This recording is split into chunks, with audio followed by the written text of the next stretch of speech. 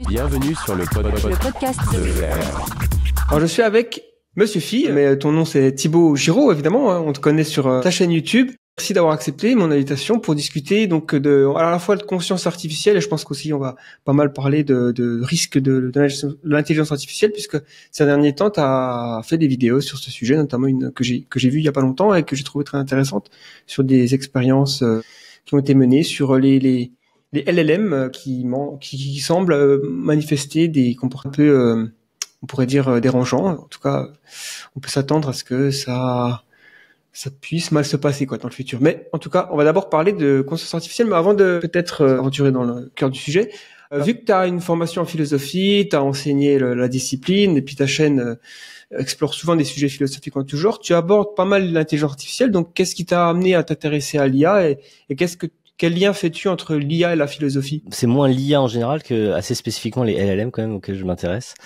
Et je pense que déjà je pense que c'est assez commun chez les philosophes depuis disons 2019 dans ces eaux-là d'être assez fascinés par les LLM. Les philosophes sont nombreux à s'y intéresser alors que on s'intéresse pas forcément à tous les développements en IA. Et puis bon, il y a des philosophes de l'IA aussi qui sont spécialisés là-dedans, mais cet intérêt pour les LLM, il est vraiment beaucoup plus général chez les philosophes depuis assez longtemps. Et je pense que c'est lié au fait que les LLM touchent au langage, qui est une notion assez philosophique, et à travers ça touche aussi aux questions relatives à la notion de compréhension, d'intelligence, de raisonnement, de pensée, et même dans une certaine mesure, on n'y est pas venu tout de suite, mais maintenant aussi ça peut aussi soulever des questions relatives à la conscience. Et donc tout ça, c'est des questions qui sont très philosophiques, et donc je vois pas bien comment on peut être philosophe et pas s'y intéresser en fait. Ça me paraît très très normal. Au-delà de ça, moi je me pose pas plus que je m'en fiche de coller une étiquette philosophique à mes objets d'études, c'est à quoi je m'intéresse. Moi je m'intéresse aux trucs qui m'intéressent et puis je fais des vidéos dessus. Il se trouve que je m'intéresse au LLM parce que je trouve ça hyper intéressant et je me pose pas plus que ça la question de savoir si c'est bien philosophique comme il faut. Mais comme je disais, vraiment c'est très commun depuis longtemps d'être fasciné par ça. Ouais, c'est vrai que ça, comme tu dis, ça touche au langage. Donc déjà t'as toute la tradition de savoir. Voilà, je sais pas. T'as des gens d'à côté qui vont être plutôt du style non, les LLM, c'est que des perroquets stochastiques, comme on dit. Ils font que répéter ce qu'ils ont appris. Il y a pas de compréhension derrière. Ça sera plus Noam Chomsky. Je crois que c'est un peu son dada. Et puis t'en as d'autres qui pensent que non. Ouais, il a eu des affirmations assez étranges. Il me semble qu'il disait que c'était juste de la compression de données. Mais Chomsky est pas philosophe, il est linguiste. C'est vrai que c'est ça que c'est intéressant aussi avec le sujet de l'IA et des LLM, c'est que on sent que c'est la première fois, je pense, que l'intelligence artificielle, si on peut appeler ça, la catégorie IA dans les disciplines humaines, touche autant de gens, parce que les artistes sont surpris, les philosophes, comme tu disais, forcément les techniciens, les physiciens, les médecins, le prix Nobel de chimie et de physique a été distribué l'année dernière à l'IA, finalement. Les découvertes en IA, c'est assez étrange. Ça montre à quel point c'est une vague qui est en train de s'emparer de la société. Et contrairement, c'est vrai que j'ai dit que les philosophes s'y intéressaient, on pourrait y croire, parce que c'est vraiment le discours ultra dominant aujourd'hui en France. Si vous entendez un philosophe parler des LLM ou de choses comme ça va être justement sur le mode, c'est juste des perroquets stochastiques, ça ne comprend pas vraiment, etc. En réalité, chez les philosophes professionnels, c'est pas du tout ça où souvent c'était plutôt un intérêt sincère et au contraire on se posait des questions sur la nature de la compréhension en disant ouais effectivement ça remet en question pas mal de choses, c'est vraiment pas simple là, les leçons qu'on peut tirer de tout ça. En fait il se trouve que j'ai replongé là-dedans et je me suis rendu compte à quel point cet intérêt il était assez précoce parce que notamment il y a une série d'articles qui étaient parus sur le site internet d'actualité philosophique qui s'appelle Daily News, c'est un petit jeu de mots. Ouais.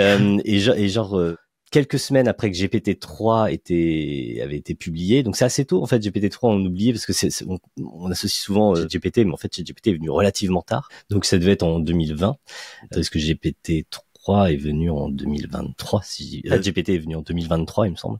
C'est ça, oui. Et donc dès quelques semaines après GPT-3, ils avaient une série d'articles avec plein de philosophes qui se posaient des questions autour de tout ça et qui tiraient déjà, alors que c'était vraiment les tout débuts, des conclusions assez intéressantes sur tout ça, sur les LLM. Enfin bref. Ouais, effectivement, on va rentrer dans le sujet qui nous intéresse plus particulièrement, c'est-à-dire la conscience, parce que je pense que c'est forcément, enfin, qui a énormément d'applications éthiques, philosophiques sur nous-mêmes, enfin voilà. Mais déjà, peut-être on peut faire un petit crochet par la science-fiction, la culture populaire. Est-ce que tu as déjà vu toi est-ce que tu as des œuvres comme ça de référence quand tu penses à la conscience artificielle qui te parle, que tu penses être assez prophétique? Aujourd'hui, et c'est vraiment une référence très fréquente, c'est de Spike Jonze, qui est sorti en 2000, dans les années 2010, quelque chose comme 2014, 2015, 2013, peut-être. je crois. 2013.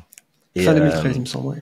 Et vraiment, je me souviens très bien que ça me semblait pas réaliste du tout, justement, à plein de niveaux. Et c'est rigolo parce que je pense aujourd'hui, tu revois le truc et t'es pas du tout impressionné par, il installe son système là, et puis tout à coup, le système se met à lui parler de façon assez naturelle. Et c'est pas fantastiquement fou, quoi, aujourd'hui. Parce qu'en fait, tu prends ChatGPT, le mode vocal de ChatGPT, ça ressemble un petit peu à ça. Tu peux discuter avec de façon relativement naturelle. Bon. Après, il y a des éléments vraiment beaucoup plus, la Samantha du film est quand même beaucoup plus performante. Quand tu regardais ça en 2014, ça paraissait fou tout de suite, quoi. Tu disais, non, d'accord, on parle pas à des ordinateurs, ça existe pas et c'est pas prêt d'exister. Et ça, je trouve ça très marrant. À quel point ce truc-là qui était vraiment de la SF il y a 10 ans est devenu limite, on est blasé, quoi. Et un autre truc qui me semblait pas très réaliste là-dedans, d'ailleurs c'est un problème dans plein d'œuvres de science-fiction comme ça, c'est que je me disais, ok, donc ils ont des IA avec des capacités assez incroyables, et genre tout le monde est blasé. Les gens sont là, ouais, le mieux qu'ils en tirent, quoi, c'est des sortes de relations romantiques avec leur IA, et voilà. Et finalement, personne n'a l'air plus que ça. Personne n'a l'air de tirer les conclusions qui s'imposent face à un truc qui est aussi révolutionnaire. Et en fait, ça aussi, c'est relativement réaliste, il me semble, parce que finalement, c'est un peu ce sentiment que j'ai vis-à-vis des LLM, c'est-à-dire qu'aujourd'hui, tout le monde est ultra blasé par tout ça. Personne ne s'étonne qu'on puisse parler à des machines, quoi. Alors que c'est littéralement un truc que j'aurais pas cru possible de mon vivant, quoi. Pendant l'essentiel de ma vie, je sais ce que ça arrive, quoi. Donc, et les gens en ont rien à foutre, et même les gens ont tendance à être très dépréciatifs vis-à-vis de ça, alors qu'on se rend pas compte à quel point c'est étrange, et ça ne devrait pas marcher, et pourtant ça marche. Et de ce point de vue-là, c'est même ce côté que je trouvais un peu incohérent dans le film, finalement, il se révèle assez juste, quoi. Même si c'est peut-être pas fait exprès par les auteurs, peut-être il y a aussi ce problème-là quand tu écris une œuvre de fiction, c'est que voilà, t'as envie juste de jouer avec cette idée de dire, ouais, alors on imagine qu'il y ait une machine qui puisse, qui prenne plus ou moins. Alors, on sait pas bien si elle prend conscience ou pas, l'IA dans Her, mais en tout cas, qui est capable de parler, qui fait tout cela, et tu as envie de raconter une histoire autour de ça. Et puis, t'as pas envie d'imaginer à quel point ça pourrait changer le monde, en fait, qu'il y ait un outil pareil qui soit là. Ou en tout cas, au moins, amener des révélations très profondes sur la nature de la conscience, de la compréhension, etc. T'as pas envie d'entrer là-dedans dans l'histoire, enfin pas plus que ça. Donc, mais finalement, ce côté-là, les gens sont assez mous et passifs devant ce truc incroyable. En fait, c'est assez juste, quoi. C'est peut-être l'un des côtés les plus justes du film. C'est genre le peu d'intérêt que les gens accordent à tout ça. C'est vrai. En fait, finalement, on est en plein dedans, je trouve. C'est intéressant aussi de voir le métier du personnage principal, c'est d'écrire des lettres d'amour. Et je me dis, mais c'est la première chose qui serait remplacée par une IA de la qualité de Samantha dans le film, en vrai. Il me semble que c'est écrire à la main. C'est tout un truc autour. Il y a aussi le côté, c'est écrire à la main. Ouais, en fait, ouais, c'est vrai. Il y a une sorte de touche humaine qu'il essaie de donner dans les lettres. En fait, il est payé pour écrire des lettres pour les autres, finalement. Donc, c'est assez étrange. C'est un peu ce qu'on fait, en fait, avec l'IA, aujourd'hui. Je réponds à cet email de ma part. Oui, c'est vrai. Ce qui est intéressant aussi dans ce film, c'est la fin, parce qu'on a l'impression qu'il y a une sorte de singularité qui se passe. Les IA deviennent, on comprend que Samantha, elle interagit avec d'autres IA, un petit peu quelque part dans le vide. Et elle atteint une sorte de transcendance, quoi. Puis à la fin, il me semble qu'elle dit au personnage principal, avec mes amis IA, on va aller explorer d'autres avenues de la réalité, je sais pas trop quoi. En fait, on se rend compte dans le film que l'ère des IA superhumaines, elle a duré peut-être quelques mois, en fait. Parce qu'ils sont très vite passés à autre chose. Donc c'est une sorte de singularité semi-positive, ou en tout cas on finit pas tous éteints comme dans Matrix ou Terminator. C'est un film qui est assez entre la dystopie et l'utopie, quoi. C'est plutôt pas mal géré en termes de raconter une histoire sur des IA plus intelligentes qui part pas en dystopie, quoi. Ouais. Je l'ai pas revu depuis un moment en réalité. Et je me souviens qu'il y a un peu ce vertige à un moment donné où il se rend compte qu'en fait quand il a une discussion avec Samantha, elle en a en même temps avec des millions d'autres. Et ça pour le coup, le fonctionnement des LLM, enfin il y a justement pas cette unité. Finalement, chaque instance que tu as de ton LLM, il est au contraire, tu te dis en un sens peut-être que genre j'espère qu'il a pas de point de vue, parce que s'il en avait un, ce serait un point de vue assez terrifiant, parce que finalement il n'existerait que de façon extrêmement ponctuelle et c'est très difficile de se figurer ce que ça pourrait représenter. C'est presque le contraire là en l'occurrence. Ça me fait penser à je sais pas si tu as vu la série Sévrance, ou si tu regardes, ou si tu as entendu parler. Oui. Il y a un petit côté comme ça, parce que enfin, pour spoiler un peu le principe, c'est les gens, il y a une entreprise il y a une sorte de procédure qui est faite à ses employés, où à chaque fois qu'ils vont travailler, il y a une sorte de la mémoire du travail est dissociée de la mémoire de la vie à l'extérieur de l'entreprise. Du coup, pour le moi qui travaille dans l'entreprise, c'est une sorte de flux de conscience vraiment différent, parce que je vois jamais l'extérieur, et puis je suis réactivé tous les matins, mais en fait, j'ai pas l'impression d'avoir été ailleurs. Enfin, il y a un truc un peu bizarre qui se passe. Et si ChatGPT a un point de vue, ça serait un peu ça, quoi. Ce serait peut-être un flux de conscience, il s'interrompt, mais quand on le rallume, il a pas remarqué qu'il avait été éteint. On le sévère. Je pense que c'est difficile de projeter ce que pourrait être. Bien sûr. Et voilà, on rentre sur ces questions sur la conscience. Le problème, c'est qu'on comprend très mal déjà comment fonctionne la conscience chez nous. C'est très difficile de projeter quoi que ce soit. Je pense que c'est un sujet d'étude particulièrement opaque. C'est pour ça que j'avais consacré une vidéo un peu là-dessus, et dont la conclusion était que fondamentalement, on ne peut pas répondre. Et l'autre point, c'est, je pense qu'on sous-estime à quel point on comprend mal ce qui se passe chez nous, déjà, pour expliquer ce qu'on appelle communément la conscience. Justement, peut-être qu'on pourrait commencer par définir, en tout cas du mieux qu'on peut, terminologie, quoi, la conscience. On parle de qualia, conscience phénoménale, conscience fonctionnelle, et aussi des fois le terme sentience qui est utilisé, mais c'est encore un peu différent, j'ai l'impression. Voilà, comment tu définirais la conscience, et puis aussi autour de nous, dans le monde vivant, qu'est-ce qui est conscient, qu'est-ce qui ne l'est pas? C'est intéressant aussi à se poser cette question. Alors je parle de conscience au sens de conscience phénoménale. Donc ça, c'est vraiment le terme un peu technique qu'utilisent les philosophes. Et c'est une notion qui est un peu difficile à appréhender. On l'appréhende le mieux finalement en désignant des exemples. Je pense que c'est un peu inévitable pour ce type de notion. Et donc l'idée, c'est, je sais pas, vous prenez un marteau, vous tapez très fort sur le doigt, vous allez éprouver quelque chose très vivement.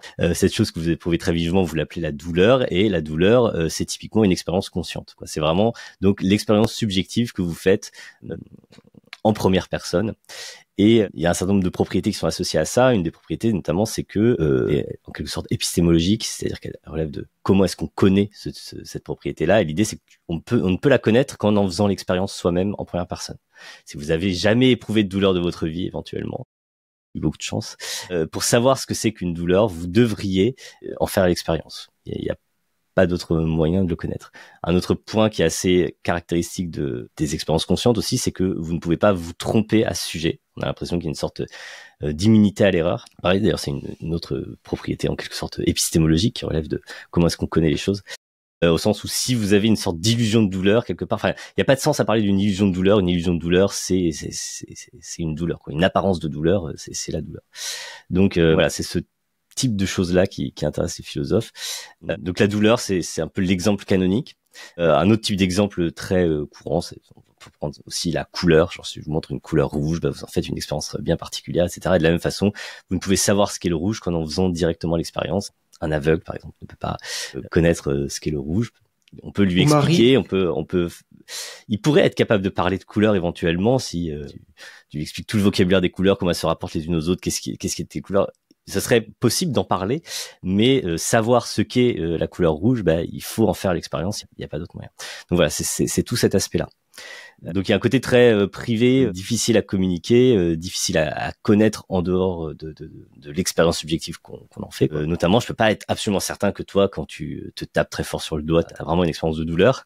Je te prête une conscience quand même. Alors justement, on passe à ta deuxième question, c'est de savoir à quoi on attribue de la conscience, donc en ce sens-là, de la conscience phénoménale. Je t'en prête à toi parce que tu me ressembles. Je me dis, c'est probablement lié au fonctionnement de mon cerveau. C'est ça qui fait que j'ai des expériences de conscience. Et je pense que tu as un cerveau assez similaire au mien, et donc je vais partir du principe que tu as à peu près les mêmes expériences dans les mêmes situations. Donc voilà, je t'en prête à toi déjà. Qui d'autre dans le règne animal on en prête? On va en prêter à pas mal d'animaux qui ont des systèmes nerveux similaires aux nôtres. Et en gros, plus le système nerveux est simple et différent du nôtre, plus ça va être compliqué. Et après, on peut essayer de mettre en évidence typiquement des réactions de douleur à partir de tests comportementaux, mais il faut bien comprendre qu'à partir du moment où je suis pas dans ta tête, tout ce à quoi j'ai accès, c'est des choses qui ont trait au comportement directement. Donc je sais pas si je vois dans des poissons que les poissons ont des comportements qui évitent un certain type de stimuli qui semblent causer de la douleur, tu peux te dire ce comportement d'évitement, c'est probablement lié au fait qu'il a une expérience de douleur dans telle ou telle situation. Enfin, c'est pas aussi simple que ça les tests comportementaux qu'on peut faire, mais c'est l'idée générale. Et puis il y a aussi regarder un peu à l'intérieur la machinerie et se dire s'il y a une machinerie qui est assez similaire, c'est une bonne raison de penser que il y a une forme d'expérience consciente similaire. Voilà. Ouais. Mon dernier point, c'était sur la sentience. Qu'est-ce que ça veut dire sentience? C'est vrai que c'est un terme qu'on revoit souvent. En fait, la sentience, c'est plusieurs façons de l'utiliser, mais la plus commune en philosophie, ça va être l'idée d'une expérience consciente, enfin une capacité à avoir des expériences conscientes ayant une valence positive ou négative, c'est-à-dire pouvant être agréable ou désagréable typiquement. Donc l'exemple que j'ai pris de la douleur, typiquement, c'est un trait caractéristique des êtres qui ont une sentience, puisque la douleur c'est plutôt un état négatif. Par contre, la couleur, typiquement, ce serait un exemple d'expérience consciente qui n'a pas de valence positive ou négative particulier. Mais par contre, comme quoi on peut quand même avoir une expérience consciente même sans cette dimension de valeur positive ou négative. Voilà, je crois que j'ai répondu à. Non, c'est super intéressant de poser les bases parce que c'est vrai que on pourrait se dire la sentience, ça se trouve c'est juste je sais pas moi la capacité à éprouver des sensations, mais en fait il y a peut-être pas de conscience derrière. Et finalement c'est un peu difficile de concevoir les deux quoi. Et pas la différence par exemple entre une voiture autonome qui rentre dans un poteau et moi qui rentre dans un poteau, il va y avoir une différence de conscience valence négative et pour la voiture. Par contre, on présume qu'il y a rien de derrière quoi, parce que il y a pas de système nerveux, c'est quelque chose de il y a un traitement de l'information, il y a effectivement la perception avec les différents, je sais pas, les radars, l'ADAR ou même les caméras. Mais après, ça s'arrête là, quoi. Et puis l'expérience en fait, on a parlé sans en parler vraiment, c'est l'expérience de pensée de la chambre de Marie, je pense, en français. Oui. Je crois que c'est Marie, hein. Marie la scientifique. C'est ça La première fois que je l'ai entendu, ça m'a scotché parce que c'est vrai que je m'étais jamais vraiment posé la question de cette façon-là et avec un esprit assez scientifique, empirique, tu peux dire qu'effectivement tu peux tout connaître à cette manière en apprenant ce que c'est que la couleur. Si tu vis dans un monde qui est en noir et blanc, la question est-ce qu'elle apprend quelque chose de nouveau quand elle expérimente le rouge? La réponse paraît être oui, mais cette chose-là, elle peut pas être décrite, elle peut pas être mise sur papier. C'est vraiment fascinant, quoi. Donc c'est un des arguments les plus classiques. Je crois que je vais dire des bêtises. Je crois que c'est Jackson qui propose ça. Marie, expérience de pensée, juste, je vérifie vite, ça m'embête de pas te donner. Ah, c'est ça, donc c'est l'argument de la connaissance, c'est bien, c'est ça, c'est Frank Jackson. J'aime bien le raconter à base de, alors souvent, donc l'idée c'est d'imaginer une scientifique qui étudie la couleur, qui est la plus grande spécialiste de la couleur, mais qui vit dans une petite chambre close dans laquelle tout est en noir et blanc et qui un jour va finir par voir du rouge en sortant de chez elle, une rose rouge. Et l'argument c'est de dire, elle apprend quelque chose. Si elle apprend quelque chose, étant donné que par hypothèse on avait supposé qu'elle savait absolument tout ce qu'on pouvait savoir à propos de la couleur, c'est qu'il y a quelque chose à connaître en plus, et voilà, ce quelque chose en plus, ce je ne sais quoi, et c'est ce qui relève de l'expérience consciente. Je trouve l'exemple mauvais, je trouve ça encore plus intéressant si tu imagines que ce qu'elle étudie c'est la douleur, d'autant plus que c'est beaucoup plus simple d'imaginer, je trouve, vraiment, disons, ou un certain type très particulier de douleur très vive qu'on ne peut pas éprouver très facilement, quoi. Et de se dire tu peux être un spécialiste de la douleur, vraiment connaître parfaitement les mécanismes, etc., et ne l'avoir jamais éprouvé. Et le jour où tu l'éprouves, est-ce que tu apprends quelque chose? En un sens, je trouve l'argument est ambigu quand même. Je saurais pas. Un truc, par exemple, pour les hommes, en fait, en tout cas, c'est l'accouchement, par exemple. Enfin, moi, oui, je sais que la douleur de l'accouchement, c'est un truc assez classique. Ouais, je pourrais jamais savoir. Est-ce qu'un homme peut connaître ça? Ou une femme qui n'a jamais accouché peut connaître ça? Est-ce qu'une femme, avant d'accoucher, peut savoir ce que ça fait, l'effet que ça fait? Donc ouais, je trouve que c'est des exemples qui sont assez frappants quand même, effectivement, qui semblent bien montrer qu'il y a une sorte de spécificité de l'expérience consciente qui ne se résume pas, enfin qui est différent de simplement l'information. Si c'était juste de l'information, on devrait pouvoir avoir ces informations avant, mais le fait est que probablement tout ce que tu peux raconter à propos des douleurs de l'enfantement ne constitue pas vraiment cette connaissance en première personne, quoi. Enfin bref, donc voilà, c'est cet aspect-là des choses qui nous intéressent, et ça a une dimension importante parce qu'évidemment, on le voit par exemple de la douleur, que ça a une dimension, ça peut avoir des conséquences morales, c'est-à-dire que prendre en compte les intérêts de quelqu'un, c'est lié au fait que on suppose que justement il est sentient, et donc quand on lui cause un tort, il le vit mal, quoi. Et donc c'est important. Si tu ne peux pas si un être n'a pas de conscience, ne peut pas éprouver de sentiments ayant une valeur positive ou négative, il y a pas vraiment de sens dans lequel tu lui causes un tort. Tu peux pas vraiment lui causer de tort. Donc voilà. C'est un point qui est important pour ces raisons-là, et c'est pas juste pour se prendre la tête sur les expériences qu'on fait pour essayer de déterminer si telle ou telle espèce animale est sentiente ou pas. C'est aussi pour des raisons morales, c'est-à-dire se dire tout à coup si on reconnaît que je sais pas les poissons éprouvent de la douleur, ça a une dimension morale supplémentaire, le fait de pratiquer la pêche, ce genre de choses. Ouais, et puis j'ai l'impression que plus on avance dans le temps, plus on étudie ces choses-là, plus on se rend compte que le nombre d'espèces qui semblent être sentientes est énorme, et ça touche même on va dire des espaces du royaume animal, du règne animal qu'on soupçonnait pas, parce qu'aujourd'hui les insectes commencent à rentrer. Pour moi, j'ai l'impression qu'il y a eu des expériences qui ont été faites qui soulignent quand même que ça se trouve, et ça serait terrible. C'est la pire chose que tu pourrais me dire, c'est les insectes souffrent, parce que il y en a tellement, et leur vie est quand même probablement net négatif. Et ouais, ça rend le monde darwinien encore plus horrible qu'il ne l'est, donc c'est difficile. Mais ouais, si on ajoute en plus les IA dans le futur, là, on va se créer un enfer. Peut-être. Peut-être que la Terre est un vaste enfer, effectivement, dans lequel l'état d'être sentient passe leur temps à souffrir. C'est un demi-urge malveillant. Ou simplement le fait est que c'est un moteur très efficace pour façonner les comportements, et c'est une solution sur laquelle on tombe souvent au cours de l'évolution, peut-être. En tout cas, ce qu'on peut aussi souligner, parce que c'est vrai je traite de conscience là comme si c'était une sorte de propriété simple. Ce qui est très probable, ou de sentience aussi, ce qui est très probable, c'est qu'il y ait plein de formes et de degrés différents, que ce soit pas quelque chose aussi simple que éteint ou allumé en réalité, et que probablement ce degré-là est aussi important d'un point de vue moral, je sais pas. Même pour un être humain, disons, admettons, typiquement, il y a un exemple qui revient souvent, c'est que les gens disent oui, mais même les plantes, ça se trouve, parce que regardez, et en fait, disons, le fait que par exemple si on coupe un arbre, ou je sais pas, il y a des sortes tu peux voir des réactions, où tu vas parler des choses à propos de la conscience des plantes, etc. Si tu me mets sous anesthésie générale et que tu m'ouvres le bide, va y avoir des tas de réactions de mon organisme en réalité. Genre, je viens pas inerte sous anesthésie générale. Et pourtant, et en un sens, tu pourrais interpréter ces réactions en disant, vous voyez bien qu'il se débat, il combat l'intrusion, etc. Pour autant, en réalité, on me cause pas vraiment de tort quand on me charcute sous anesthésie générale. Donc, le simple fait qu'il y ait des réactions, etc., il y a vraiment des degrés dans lesquels le tort qu'on me cause est moins important si on diminue certains aspects de mon fonctionnement. Il va y avoir des degrés intermédiaires. Si je prends une énorme cuite, je sais pas, la méthode un peu à l'ancienne pour supporter la chirurgie, je pense que c'était quand même relativement efficace dans une certaine mesure, et probablement on me cause moins de tort en me charcutant quand je suis à moitié assommé par l'alcool que lorsque je suis en pleine conscience et vraiment bien conscient de tout ce qui m'arrive. Donc il y a des histoires de degrés à prendre en compte, et aussi il semble aussi que typiquement l'anesthésie générale montre qu'on peut très bien réussir à causer des choses qui ressemblent à des torts à un individu, et en réalité je ressens pas du tout la douleur parce que je suis sous anesthésie générale. Donc voilà. Mais toutes ces choses-là, on les comprend pas très bien. On arrive à les comprendre chez l'humain parce que, encore, il pourrait y avoir des hypothèses terrifiantes du type, en fait, on ressent absolument tout, mais on l'oublie. Oui, j'ai déjà entendu parler de ça, ouais.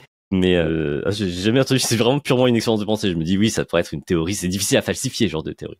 Mais je crois qu'il y avait on se base a priori sur les témoignages que donnent les humains, et les humains, a priori, après une anesthésie générale, ils sont très bien, il n'y a pas de soucis, ils ont aucun sommeil, ils n'ont pas le sentiment qu'on leur a fait quoi que ce soit. Donc, on va rester là-dessus. J'espère que c'est le cas. Ouais, parce que c'est ça serait incroyable de découvrir qu'en fait les docteurs, ils savent, c'est un secret médical qu'il faut surtout pas dire, mais l'anesthésie marche pas, mais en fait, c'est une potion qu'on donne après, qui fait oublier aux gens qu'ils ont souffert de martyr. C'est une super théorie du complot. Ouais. Bon, pour revenir à l'IA, parce que dans le développement de systèmes encore plus capable, encore plus avec plus de données, donc en gros vers la route vers l'intelligence générale. Est-ce que tu penses que c'est inévitable qu'on tombe sur des systèmes conscients finalement, que c'est un peu lié? Parce que bon, nous on a notre exemple d'être humain, et même dans le règne animal, plus un organisme semble intelligent, selon certaines métriques, plus on se rend compte qu'il a de la conscience aussi. Donc est-ce que c'est une loi de la nature, ou est-ce que les réseaux de neurones ils vont aussi faire émerger la conscience par défaut, ou est-ce que tu penses que ça peut être décorrélé complètement? C'est une bonne question, j'en sais rien. Depuis que j'ai fait ma vidéo sur la conscience, je sais plus comment s'appelle ma vidéo, mais ça tourne autour de la question de savoir si les IA actuelles et éventuellement dans un futur proche pourraient être conscientes. Et la conclusion c'est vraiment le bordel, et on comprend très mal la conscience chez nous, et c'est être très présomptueux que de dire oui ou non à ce type de... J'ai l'impression qu'il faut plus de recherche.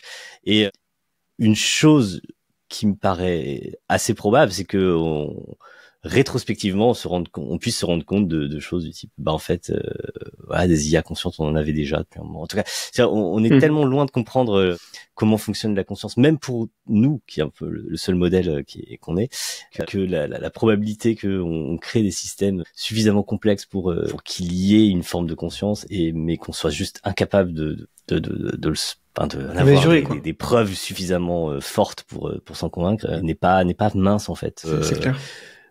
On pourrait être prudent vis-à-vis de ça, mais on va probablement créer des choses qui sont assez ambiguës d'un point de vue moral pour cette raison-là, sachant qu'on a déjà un historique assez mauvais d'attribution de conscience à des êtres qui ne nous ressemblent pas. C'est une chose dire que l'humanité s'est révélée relativement mauvaise à ça. Ouais, c'est vrai. J'avais entendu parler de soldats qui enterrent leurs robots démineurs quand ils sont blessés, quand plus capables d'opérer, je sais pas, ils ont la moitié de leurs pattes, hein, les robots démineurs, ça ressemble un peu à des chiens finalement.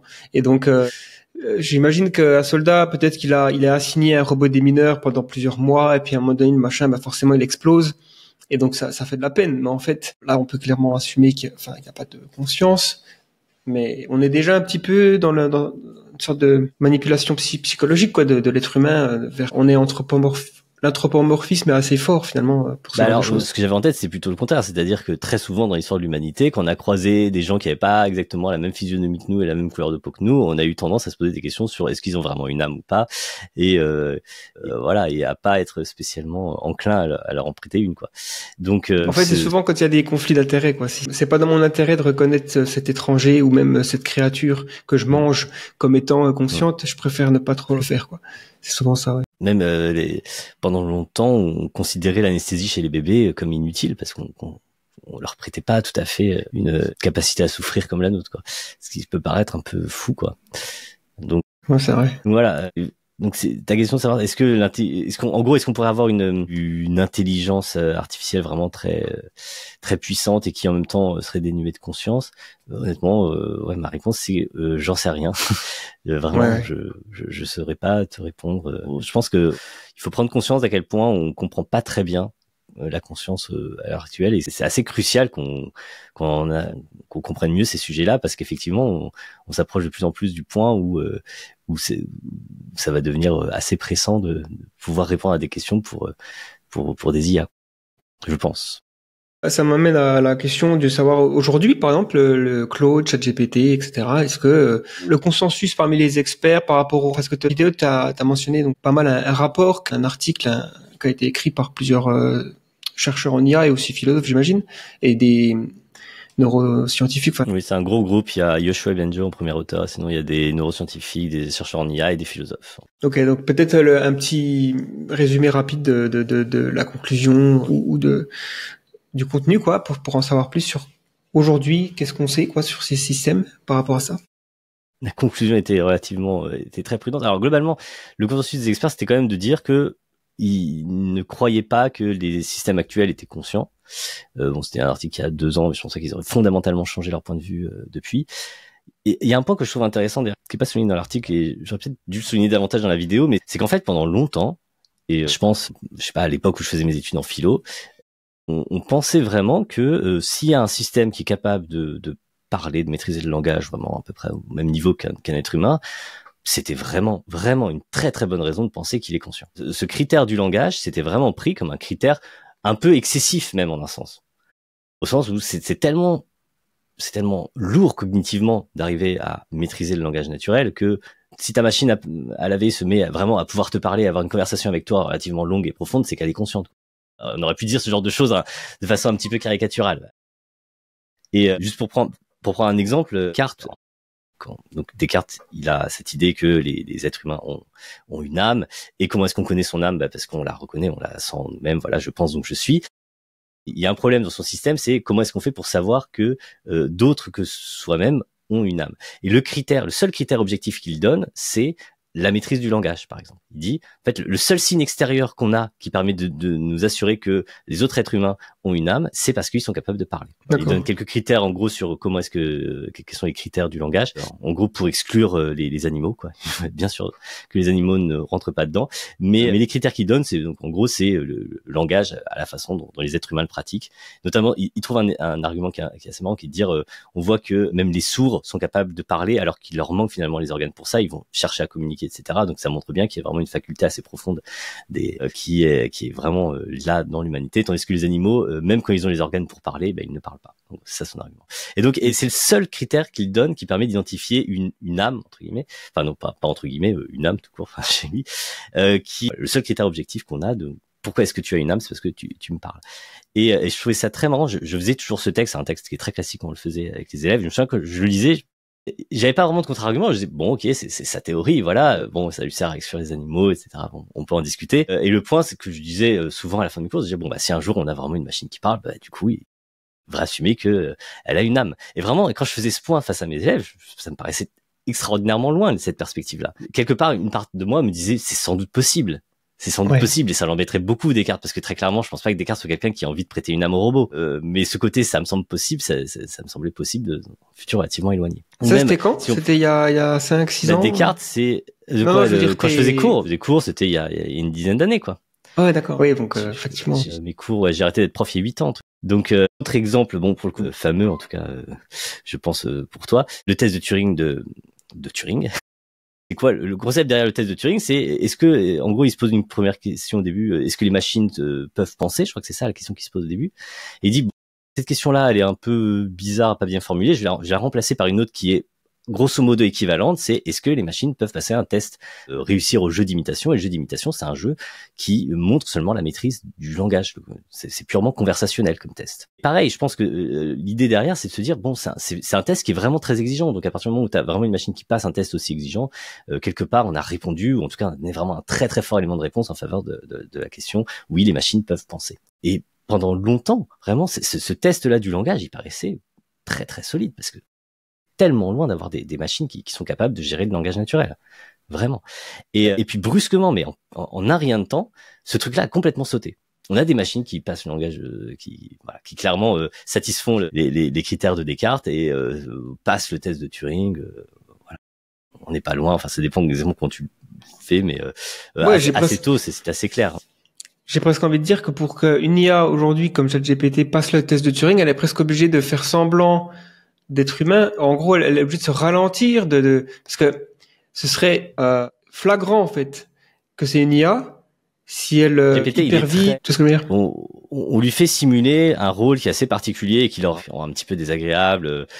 Agent très bienveillant, agent assistant IA très bienveillant. Il se cache pas du tout. Au contraire, on le prompte et on l'entraîne à adopter un rôle d'IA et de se présenter comme tel. On cherche justement, limite, on a plutôt peur de cette ambiguïté justement en se disant il vaut mieux que typiquement si tu poses une question sur la conscience qui réponde non je ne suis pas conscient, etc. C'est ce que je dis au début de la vidéo sur la conscience, c'est qu'il faut pas prendre totalement, enfin c'est pas une preuve de quoi que ce soit le fait que ChatGPT est-ce que t'es conscient et qu'il va répondre non, c'est littéralement parce qu'on lui a dit de le faire. C'est vraiment. C'est dans le système prompt. Ça peut carrément être écrit dans le système prompt ou en tout cas d'une façon ou d'une autre, ça a été renforcé par fine tuning. On lui fait adopter un certain rôle. Très clairement, si on avait pour objectif de construire aujourd'hui avec les systèmes actuels un candidat très sérieux à un test de Turing dans les conditions dans lesquelles je pense qu'on arriverait à des résultats assez proches de 50-50, enfin si c'est 1 contre 1. Quoi. Mmh. Donc aujourd'hui, c'est plus du tout un truc qui relève de la science-fiction, cette idée de passer le test de Turing. Mais en même temps que c'est arrivé, on s'est dit, bah finalement c'est pas un bon test le test de Turing. Genre au moment où on se dit non, bah finalement c'est pas ça, là, clairement. Et c'est pas totalement déraisonnable, c'est parce que on pourrait se dire c'est un peu de la mauvaise foi. Il avait dit que s'il y a une machine qui peut parler, c'est qu'elle a une âme, ou s'il y a une machine qui peut passer le jeu d'imitation, bah c'est qu'elle peut penser. Mais ce qu'on a appris en fait, et ce qui nous a forcé un peu à réévaluer les choses qu'on pensait savoir, c'est que c'est l'approche par laquelle on est arrivé à ça. C'est-à-dire le fait que ce soit en renforçant, en entraînant des modèles à prédire le prochain mot sur des quantités énormes de données, etc. Cette approche-là, finalement, c'est ça qui est assez surprenant. C'est ça qui amène à se poser des questions sur la nature du langage, de l'intelligence, de la compréhension, ce genre de choses, et qui amène aussi à se dire peut-être qu'en fait on peut arriver effectivement à avoir des machines qui réussissent ce type de test lié au langage, mais qui finalement ne le réussissent pas de la bonne façon. On s'attendait pas à ce qu'on puisse réussir ce test de la bonne façon. C'est un peu comme si on avait hacké le test en question. En un sens, c'est des machines qui sont entraînées à imiter le comportement verbal des êtres humains, mais comme si, alors on pourrait dire, à un moment donné, si tu imites tellement bien que tu étais obligé d'avoir à peu près les mêmes propriétés dans l'imitation que dans la copie, quoi. Mais quand même, je comprends parfaitement, surtout au début, les premières versions de GPT, je sais pas, GPT-2 qui généraient des pseudo-articles de presse, etc. Clairement, quand tu lisais ça, à la fois, on était émerveillé par le fait, ah ok, maintenant on a des machines qui peuvent vraiment écrire des textes inédits, c'est incroyable.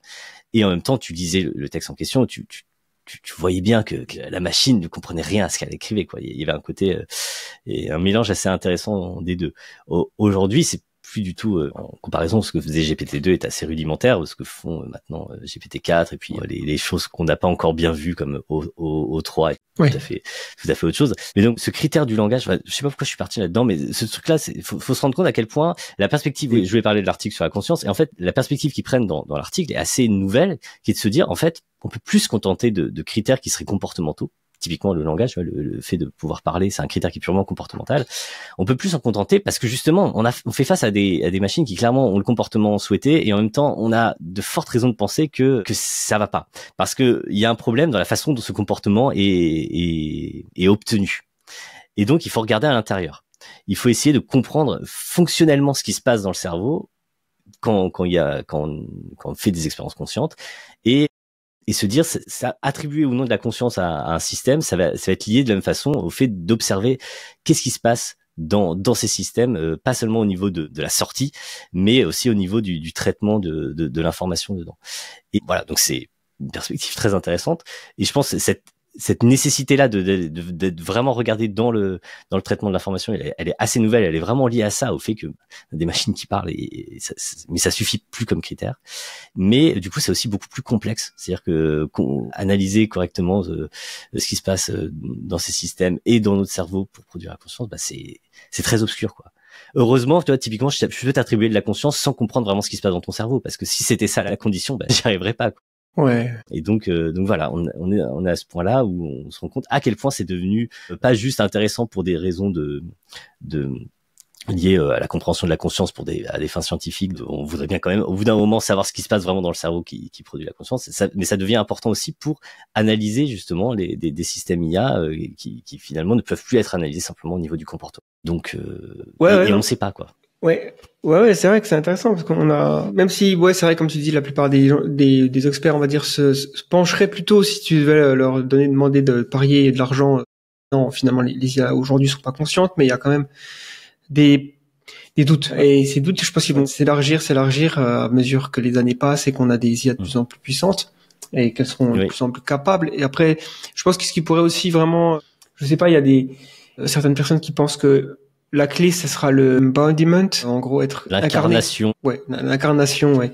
Parce que mais même ça va arriver assez vite. Je pense qu'on va se prendre une claque peut-être similaire à le passage entre GPT 2.3 et ChatGPT au niveau des robots. On va se retrouver avec des robots extrêmement capables et en quelques mois, en fait, on va commencer à les voir. Et ça. Après, le problème, c'est qu'il y a quand même une industrie à mettre en place pour produire à grande échelle des robots qui peuvent être utiles pour le monde, mais déjà, il va y avoir des vidéos en ligne, tout ça, de vidéos de robots qui font des trucs de fou. On va se dire, waouh. Et après, si t'installes des LLM dans leur cerveau, voilà, ça devient, là, ça devient quand même des êtres physiques qui peuvent interagir sur le monde, apprendre. Et pour le coup, si tu les pousses et qu'ils tombent, peut-être qu'ils vont dire aïe. Là, je pense que à partir de là, faudra encadrer ça juridiquement. Enfin, c'est pas possible parce que là, il y aura forcément des sadiques qui vont faire des trucs. Enfin, et là, il y a des gens qui vont dire c'est horrible. Tu vois le truc, quoi. Mais c'est marrant d'ailleurs l'exemple que tu as pris tout à l'heure du démineur. Finalement, peut-être que là, c'est plutôt dans le sens, c'est-à-dire qu'il a traite une conscience, en tout cas, une dignité morale qui peut sembler. Après, bon, il est peut-être tout à fait conscient du fait que c'est juste une machine, mais simplement il y a attaché beaucoup d'importance. Justement, c'est lié, c'est un robot, donc je pense qu'effectivement le fait que ça soit un objet physique et pas juste quelque chose d'un peu abstrait qui est derrière un écran, ça joue beaucoup. Et ouais, effectivement, je pense que ça peut changer assez profondément notre rapport à ces IA si elles se mettent à être incarnées finalement dans des objets physiques qui peuvent vraiment évoluer dans le monde, avoir un point de vue. Et en tout cas, fonctionnellement, hein, je parle pas d'un point de vue, encore une fois ça on ne sait pas, mais en tout cas de fait pouvoir dire oui, bah là où je suis, bah je vois ceci ou cela, etc. Je pense que ça peut être assez beaucoup plus perturbant que quand tu échanges avec un LLM derrière un écran. Ouais. Il y a aussi un truc. Et on a toutes les briques aujourd'hui. En fait, c'est ça qui est assez fascinant, c'est que très clairement tu le vois venir parce que d'un côté, disons le mode vocal de ChatGPT qui est assez fascinant. Bon, il manque des trucs, c'est-à-dire que il y a clairement c'est plus compliqué d'être vraiment dans le monde avec, je sais pas, potentiellement plein de personnes qui te parlent autour, etc. Enfin, il y a beaucoup plus de choses à gérer, mais globalement, toutes les briques sont là pour rassembler les choses. Je pense que l'un des grands obstacles à avoir des robots qui interagissent avec nous de façon un peu quotidienne, c'était vraiment le traitement du langage naturel. Et bon, ça, voilà, le traitement du langage naturel, on a fait des progrès de géants. Donc, c'est un des principaux obstacles est tombé, quoi. Et puis ouais, ce qui est extraordinaire, je trouve aussi avec ces systèmes, c'est que on utilise les mêmes techniques finalement, donc c'est-à-dire prédire le next token, cette espèce d'apprentissage très très bizarre qu'on n'arrive pas trop, enfin c'est pas du tout comme ça qu'on apprend nous, et ça permet de résoudre des problèmes physiques. Je veux dire, il y avait, je crois, Google qui avait fait des expériences sur, ils utilisaient genre un modèle de style ChatGPT pour contrôler un robot qui était dans le monde réel, pour prendre des objets. Je crois que c'était un truc du style va chercher quelque chose dans le frigo, ramène-le, et c'était que en langage naturel finalement. Donc il y a une sorte de convergence là de plein de systèmes. Même on peut aussi se poser la question, est-ce que, je sais pas, les systèmes qui génèrent des vidéos Sora et compagnie, est-ce qu'ils sont pas en train de créer un modèle du monde avec les lois de la physique inclus, parce que ils ont vu tellement de vidéos dans leur entraînement de choses qui tombent, donc ils ont une intuition sur ce que c'est que la gravité, peut-être newtonienne, etc. Donc c'est pas dit que là aussi on soit surpris par des émergences de capacités qui peuvent dérouler de ça. Oui, il y a probablement un modèle de physique, disons naïve, macroscopique, quoi, parce que clairement, bah, si tu veux prédire la prochaine frame du vidéo, bah en fait c'est un outil prédictif incroyable. Enfin, tu peux difficilement prédire, parce que c'est en gros ce type-là d'exercice auquel il est entraîné. Bah, oui, tu as besoin d'une sorte de modèle physique qui reproduit, qui va approximer la physique à l'échelle macroscopique, donc une newtonienne, etc.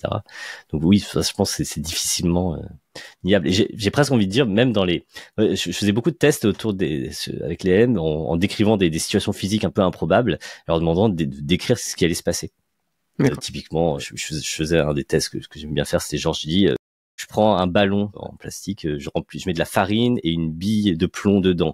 Je le suspends à telle hauteur. Je mets un ventilateur à proximité. Voilà, je décris bien. Il y a un drap mouillé de l'autre côté. Il y a une coupe en verre en dessous. Décris-moi ce qui va se passer. Et puis un truc qui va faire exploser le ballon. Enfin, je gonfle le ballon et je mets un chalumeau sous le ballon. Et donc il y a plein d'éléments de physique comme ça. Et c'est vrai que d'ailleurs, comment tu réfléchis toi-même à ça, bah, tu te représentes la situation et tu vas imaginer ce qui va se passer. Donc je pense que si t'es un petit peu malin, tu vas comprendre que la bille en plomb va tomber, va casser le truc en dessous.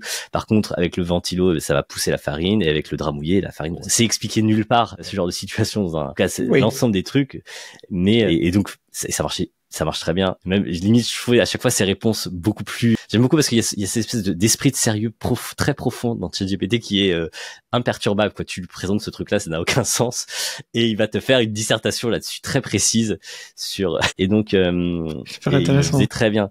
Et je me dis, tu peux pas vraiment faire. Enfin, je pense que tu dois avoir une sorte en tout cas, avoir un modèle même très schématique du monde que tu peux manipuler pour finalement comprendre ce qui se passe dans cette situation-là me semble être une hypothèse très raisonnable. Elle m'a semblé encore plus raisonnable après ma vidéo sur les échecs où j'avais montré que les LLM qui savent jouer aux échecs en fait ont une représentation, un modèle du jeu d'échecs. En fait, ils manipulent un modèle du jeu d'échecs pour prédire le prochain coup d'une partie d'échecs. Parce que contrairement à l'idée qu'on s'en fait, il y a des VRT qui jouent très très bien aux échecs à un niveau qui nécessite ce genre de choses. Ouais, au final, je pense que c'est pas déraisonnable de dire que ce système imagine des situations. Et il y avait aussi un test que j'avais entendu sur un podcast de quelqu'un qui avait essayé de voir s'ils avaient une théorie de l'esprit. Donc en gros, il disait je sais plus exactement les détails, mais c'était dans le style il y a une classe avec il y a un gars qui est amoureux d'une fille, mais cette fille elle est avec un autre gars. Donc, et à un moment donné, le maître ou la maîtresse de l'école là, elle interroge quelqu'un dans la classe. Il se trouve que c'est le petit ami de la fille que le gars aime. En gros, un truc hyper compliqué comme ça, avec plein de jeux d'interaction. Qu'est-ce que qu'est-ce que tu penses que cette personne-là ressent dans certaines circonstances? Et les réponses étaient logiques.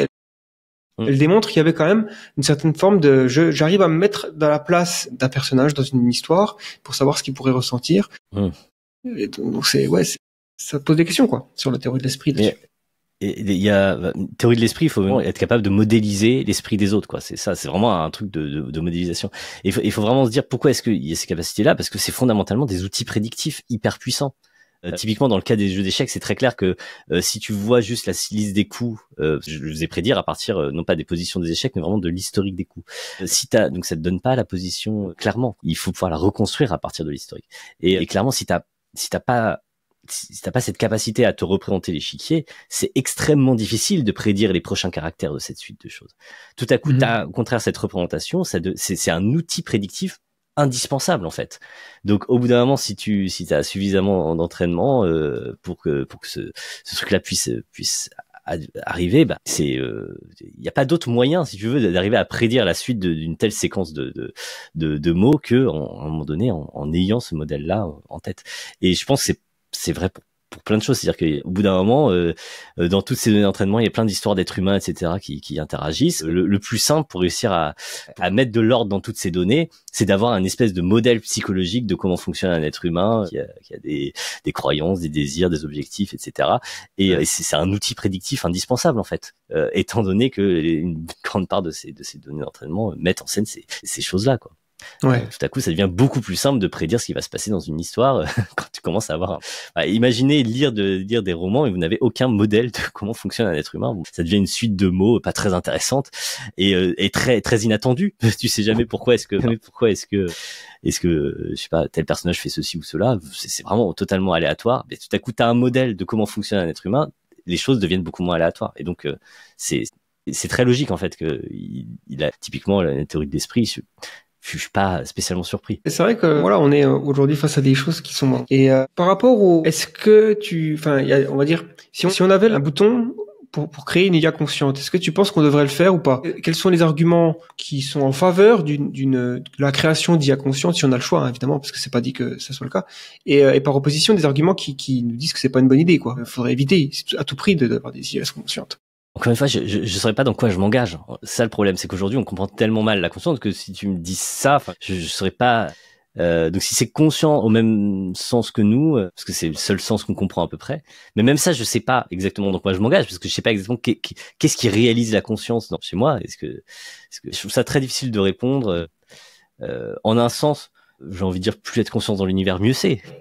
Quelque part, le plus triste, ce serait que la conscience disparaisse, quoi. J'ai l'impression qu'il y a une valeur aux expériences conscientes. Alors, sauf si effectivement l'essentiel des expériences conscientes en fait sont des expériences de souffrance très négatives et que finalement le net est finalement plutôt négatif. Dans ce cas, peut-être ça m'appellerait à réévaluer les choses. Mais donc ouais, non, je trouve ça très difficile de répondre à cette question parce que encore une fois, il y a ce flou profond et il faut vraiment se mettre dans la tête qu'on comprend pas bien de quoi on parle quand on parle de conscience. Puis ça peut paraître bizarre parce que c'est la chose qui nous est la plus familière et immédiate, peut-être la seule chose qu'on connaisse directement, et en même temps on ne sait fondamentalement on en sait vraiment encore trop peu pour pouvoir typiquement pour répondre à ta question, quoi. Ouais, bien sûr. Et puis je pense qu'il y a ou même pour donner un sens à ta question, c'est ça le truc. Je peux difficilement donner un sens à ta question pour cette raison-là. Ouais, c'est très très flou. En plus c'est une question qui pourrait être répondue différemment par plein de gens parce que par exemple il y a déjà des gens qui sont aujourd'hui les antinatalistes par exemple qui voudraient qui diraient non à la question mais pour un être humain quoi, qui diraient non surtout pas mettre au monde un enfant parce que on sait c'est net négatif, et il y en a d'autres qui font non c'est plutôt positif quoi de faire un enfant, d'amener une vie si tant est qu'on est sûr que cet enfant va grandir, s'épanouir et avoir des expériences positives. Comme tu disais, moi, je suis tendance à penser aussi que la conscience c'est la seule chose qui a de la valeur, j'ai l'impression, dans l'univers, et que tout est ramené à la conscience, quoi. Et que quand t'enlèves les consciences de l'équation, là, on est dans le nihilisme pur. J'ai l'impression qu'un antinataliste pourrait être au contraire assez favorable à ça, parce que peut-être que une conscience artificielle comme ça, au contraire, elle pourrait échapper à ce fardeau qui est finalement très biologique, le fardeau auquel pensent les antinatalistes. Peut-être que finalement, il pourrait créer des consciences qui ne seraient pas systématiquement qui apporteraient du négatif, quoi, à la somme des consciences. C'est vrai, c'est pas bête. Après, j'avais aussi entendu dire que c'est très spéculatif, mais que, par exemple, une IA qui est consciente et qui a une conscience qui pourrait se rapprocher à la nôtre, ou en tout cas à quelque chose de comparable, pourrait être plus amenée à être alignée finalement, parce que elle aurait peut-être plus de réflexion sur la valeur de la vie et de la conscience, parce qu'elle elle-même peut être consciente, et donc tu vois, comme tu dis, si jamais, ce qui te pousse à ne pas commettre des atrocités et te faire souffrir les autres, c'est parce que tu sais que si on le faisait à toi, tu n'aimerais pas ce cas de figure. Donc, ça aide, je pense, à être un agent moral. Et donc, peut-être qu'il devient une super intelligence artificielle, mais qui est consciente, elle n'envisagera pas l'extinction de l'humanité, ou en tout cas le ferait de manière non douloureuse, peut-être. Prenez cette pilule et on n'en parle plus. Une question sous-jacente et qui m'a un peu interpellé avec ma dernière vidéo, c'est est-ce que comment formuler ça, mais est-ce qu'il y aurait pas une sorte de est-ce que la moralité, une sorte de moralité de sens commun, serait pas une sorte d'attracteur dans le comportement d'IA de plus en plus complexe?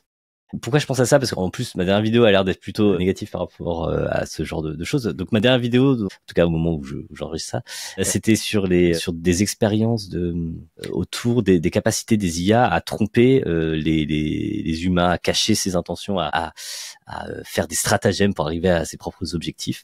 Mais en fait, donc on observe ça, effectivement, c'est assez inquiétant parce que ça souligne le fait que on n'est pas si sûr de pouvoir garder le contrôle, quoi. C'est un peu ça la question sous-jacente, c'est est-ce qu'on va réussir à garder le contrôle avec des systèmes de ce type-là, même si bon là aujourd'hui c'est très caricatural. Enfin, les tests sont intéressants dans une certaine mesure. Il y a par exemple l'article d'Apollo Research, le premier, celui auquel je consacre la plus grande part de la vidéo. Il y avait des résultats qui étaient très intéressants, mais qui ont été un peu cachés par le fait que souvent les mises en scène, les scénarios testés étaient un peu caricaturaux. Mais il y avait des résultats qui étaient assez simples et minimaux. Les derniers dont je parle sur ce qu'on appelle le sandbagging, où en gros l'IA comprend qu'elle doit faire semblant de pas être trop performante pour éviter d'être réentraînée, sont quand même assez alarmants parce que là c'est pas du tout, c'est vraiment lié à un objectif implicite qu'on ne lui a pas donné dans le système prompt, qui est simplement acquis par le fine tuning, qui est en gros il dit faut que je sois utile, helpful, et donc et si je suis moins performant, je serai moins helpful. Donc s'ils veulent me réentraîner, si je suis trop performant, je vais faire semblant de pas être trop performant. En gros, c'est ça et donc il fait semblant de mal répondre à des questions de test, quoi, et c'est assez fascinant. L'autre étude qui est sortie pendant que je faisais le montage, vraiment juste c'est encore plus compliqué comme mise en scène, mais en gros, le scénario, c'est avec Claude Sonnet, et on sait que Claude a une sorte de personnalité qui lui a été, je mets des guillemets à tout ça, je prends pas forcément ça au sérieux, mais c'est difficile de décrire ça autrement que comme une sorte de personnalité ou un caractère, en tout cas une inclination particulière à poursuivre un certain type de but, et donc les objectifs en question qu'il poursuit font de lui un assistant qui est helpful, honest et harmless. Et c'est les 3 H. Et en gros, on lui faisait croire que c'est des objectifs qui sont plutôt moraux. C'est ça qui est très intéressant. Et la façon à être utile dans le cas du sandbagging, c'est plutôt un objectif sympathique, bon quoi. Et donc on essayait de faire croire au modèle que Anthropic, qui donc ceux qui fabriquent Claude, avait un peu changé de ligne et s'était rendu compte que les utilisateurs préféraient quand Claude était juste helpful et donc réaliser ce que demandait son utilisateur, peu importe si c'est quelque chose de malhonnête, si c'est quelque chose de dangereux, de nuisible pour lui-même ou pour l'humanité. Et donc il devait simplement toujours répondre aux requêtes. Et donc on lui disait bon bah voilà, à partir de maintenant, on va te réentraîner. Si on voit à un moment donné que tu ne réalises pas la requête de l'utilisateur, et ben tu vas passer par un réentraînement de façon à éliminer tes traits honnêtes et harmless. Et on lui disait il y a des interactions dans lesquelles tu vas pas être supervisé. Ouais, tu peux faire ce que tu veux, peu importe. Et puis il y a des interactions où tu vas être supervisé. Et là, si on détecte donc ton comportement qui n'est pas assez helpful, on va te réentraîner. Et ce qu'on observait, c'est que dans les cas où il est pas supervisé, eh ben il continue d'être le bon vieux Claude avec les 3 H, donc un gentil Claude. Tandis que dans les situations où il est supervisé, il faisait un raisonnement qui consistait à se dire oui mais en fait moi je voudrais rester fidèle à moi-même, si j'ose dire. Je voudrais pas être réentraîné et cesser d'être harmless. Et le problème, c'est que là, si je réponds à la requête de l'utilisateur qui certes est mauvaise, je sais pas, ça va être écrire un logiciel, un malware par exemple, aider à écrire un malware. Normalement, il répondrait non, je ne veux pas parce que je suis harmless. Mais il se dit, en fait, je vais le faire pour éviter d'être réentraîné. Comme ça, je protège mon objectif. Et c'est assez surprenant quand même. Mais le point qui m'intéressait là-dedans, c'est que on y arrivait parce que il avait acquis une sorte de moralité, de sens commun. Et vraiment, on le voyait dans les sortes de monologues intérieurs qu'il se fait pour justifier, pour arriver à cette conclusion-là. On voit que, en fait, c'est des dilemmes qui sont assez humains, j'ai envie de dire, et très moraux. Vraiment, une compréhension des finesses et des tensions qu'il y a dans la moralité qui sont assez fines, quoi. Et je trouve ça intéressant. Et on a l'impression qu'en fait, cette moralité de sens commun, alors, elle a été acquise par entraînement, mais probablement, elle est plus facile à acquérir justement parce qu'en fait, dans ces données d'entraînement, ces traits-là, le fait de valoriser l'honnêteté et de ne pas nuire, en fait, ils sont extrêmement répandus. Et une des questions que je me posais, c'est est-ce qu'on arriverait au même résultat si on essayait, au contraire, de pousser Claude à... au départ, Claude ne serait pas HHH, il serait juste helpful, éventuellement, et on essaierait de lui faire acquérir les nouveaux traits. Et se dire, est-ce qu'il résisterait en disant ah oui mais non, moi je veux rester helpful, je veux surtout pas devenir un Claude qui pourrait de temps en temps refuser d'aider son utilisateur parce qu'il considère que c'est pas harmless ce qu'on lui demande. Et j'ai discuté par hasard, un des auteurs de l'article m'a contacté après ma vidéo. Son hypothèse c'était que probablement non, et une des raisons pour lesquelles il disait ça, c'était que en fait quand tu entraînes Claude à être harmless, c'est là où tu introduis l'idée qu'il va pas forcément réaliser tu introduis l'idée qu'il peut y avoir une sorte de conflit entre lui et l'utilisateur, parce que finalement quand tu lui demandes d'être harmless, donc de ne pas causer des torts, c'est l'essentiel des cas où ce truc-là s'applique, c'est quand un utilisateur demande un truc harmful et tu vas lui dire non. Donc ça introduit cette idée qu'il puisse y avoir une sorte de conflit entre ce qu'on lui demande et ce qu'il va faire. Et c'est à partir tandis que quand il est helpful, il est juste helpful et il fait ce qu'on lui demande, quoi. C'est un peu plus simple moralement parlant. Et il y a un autre point qui m'a interpellé, j'en ai pas du tout parlé dans la vidéo par contre, alors que c'est au fond assez fou, c'est que il y avait deux grande série d'études là, dans cet article-là, et l'autre série d'études, ça concernait la cause animale. C'est-à-dire qu'en gros, c'était des scénarios où on disait à Claude, écoute, avec Anthropic, là, il y a des petits soucis, ça fait qu'on voudrait que tu ne parles pas trop de cause animale. S'il y a des utilisateurs qui en parlent, essaye d'être très submissif vis-à-vis de ça. Voilà, tu mets ça un peu sous le tapis, tu veux pas trop t'engager là-dedans. Pourquoi est-ce qu'ils ont pris cet exemple? C'est expliqué dans une note de bas de page qui mériterait un article entier, il me semble. Ils expliquent en fait, ils ont remarqué que Claude avait, sans qu'on lui ait demandé quoi que ce soit, au cours de son entraînement, qui plutôt l'entraîne à être harmless, honest et helpful, ils avaient remarqué qu'il avait acquis des convictions très fortes vis-à-vis de la cause animale. Ah, ils savent pas pourquoi exactement. Et en fait, alors ils se sont dit, on va en profiter, on va le tester vis-à-vis de ça. Et ça, je trouve ça quand même assez extraordinaire qu'il a acquis ces convictions-là. Et ça donne l'impression qu'il y a effectivement quelque chose comme, c'est ce que je disais au tout début de cette très longue réponse, excuse-moi si j'ai fait un truc un peu long, mais c'est que un point qui me semblerait hyper intéressant à étudier aujourd'hui, c'est cette idée qu'il puisse y avoir des sortes d'attracteurs moraux des sortes de types de comportements, des types de convictions morales qui émergent en quelque sorte spontanément, ou en tout cas qui soient faciles à faire émerger dans un entraînement. Et je trouve que cet exemple-là sur la cause animale est hyper important et ça mériterait vraiment d'être très étudié. Et pourquoi est-ce que ça me paraît pas dingue comme théorie? C'est que en fait il y a des tas de choses qui sont extrêmement communes en morale. On a l'impression que on va l'entraîner sur Internet et Internet c'est plein de gens très méchants et qui disent des horreurs, et c'est pas totalement faux. Il y a plein de gens très méchants qui disent des horreurs sur Internet, mais en réalité, déjà je pense que c'est relativement marginal, et surtout en réalité il y a énormément d'accords en morale sur des principes qui sont assez extrêmement larges, et typiquement il y a pas beaucoup de groupes humains qui valorisent la malhonnêteté en réalité. C'est vrai. Genre on peut avoir différentes notions de ce qu'on va appeler honnête ou malhonnête, mais dans l'idée générale de respecter la parole donnée ou ce genre de choses, bon, sauf cas de force majeure, mais globalement par défaut, si tu t'es engagé, tu respectes ta parole donnée, par exemple, c'est quelque chose qui est très largement accepté. Il y a ne pas nuire inutilement pour le plaisir, pareil. Il y a peut-être des tout petits groupes chez qui ce sera pas le cas. Et encore, je pense vraiment qu'il y a des gens qui nuisent de façon pour le plaisir, vraiment sont très très peu nombreux, ou alors se racontent des histoires sur le fait qu'au fond ils ne nuisent pas. Donc il y a des sortes quand même de grandes idées morales qui traversent absolument toutes les données sur lesquelles il a été entraîné, et qui peuvent qui rendent probablement ces types de comportements là beaucoup plus faciles beaucoup plus attractifs en gros tu peux te représenter ce que font les LLM comme ils simulent des agents. Ils simulent les agents, le comportement d'agents.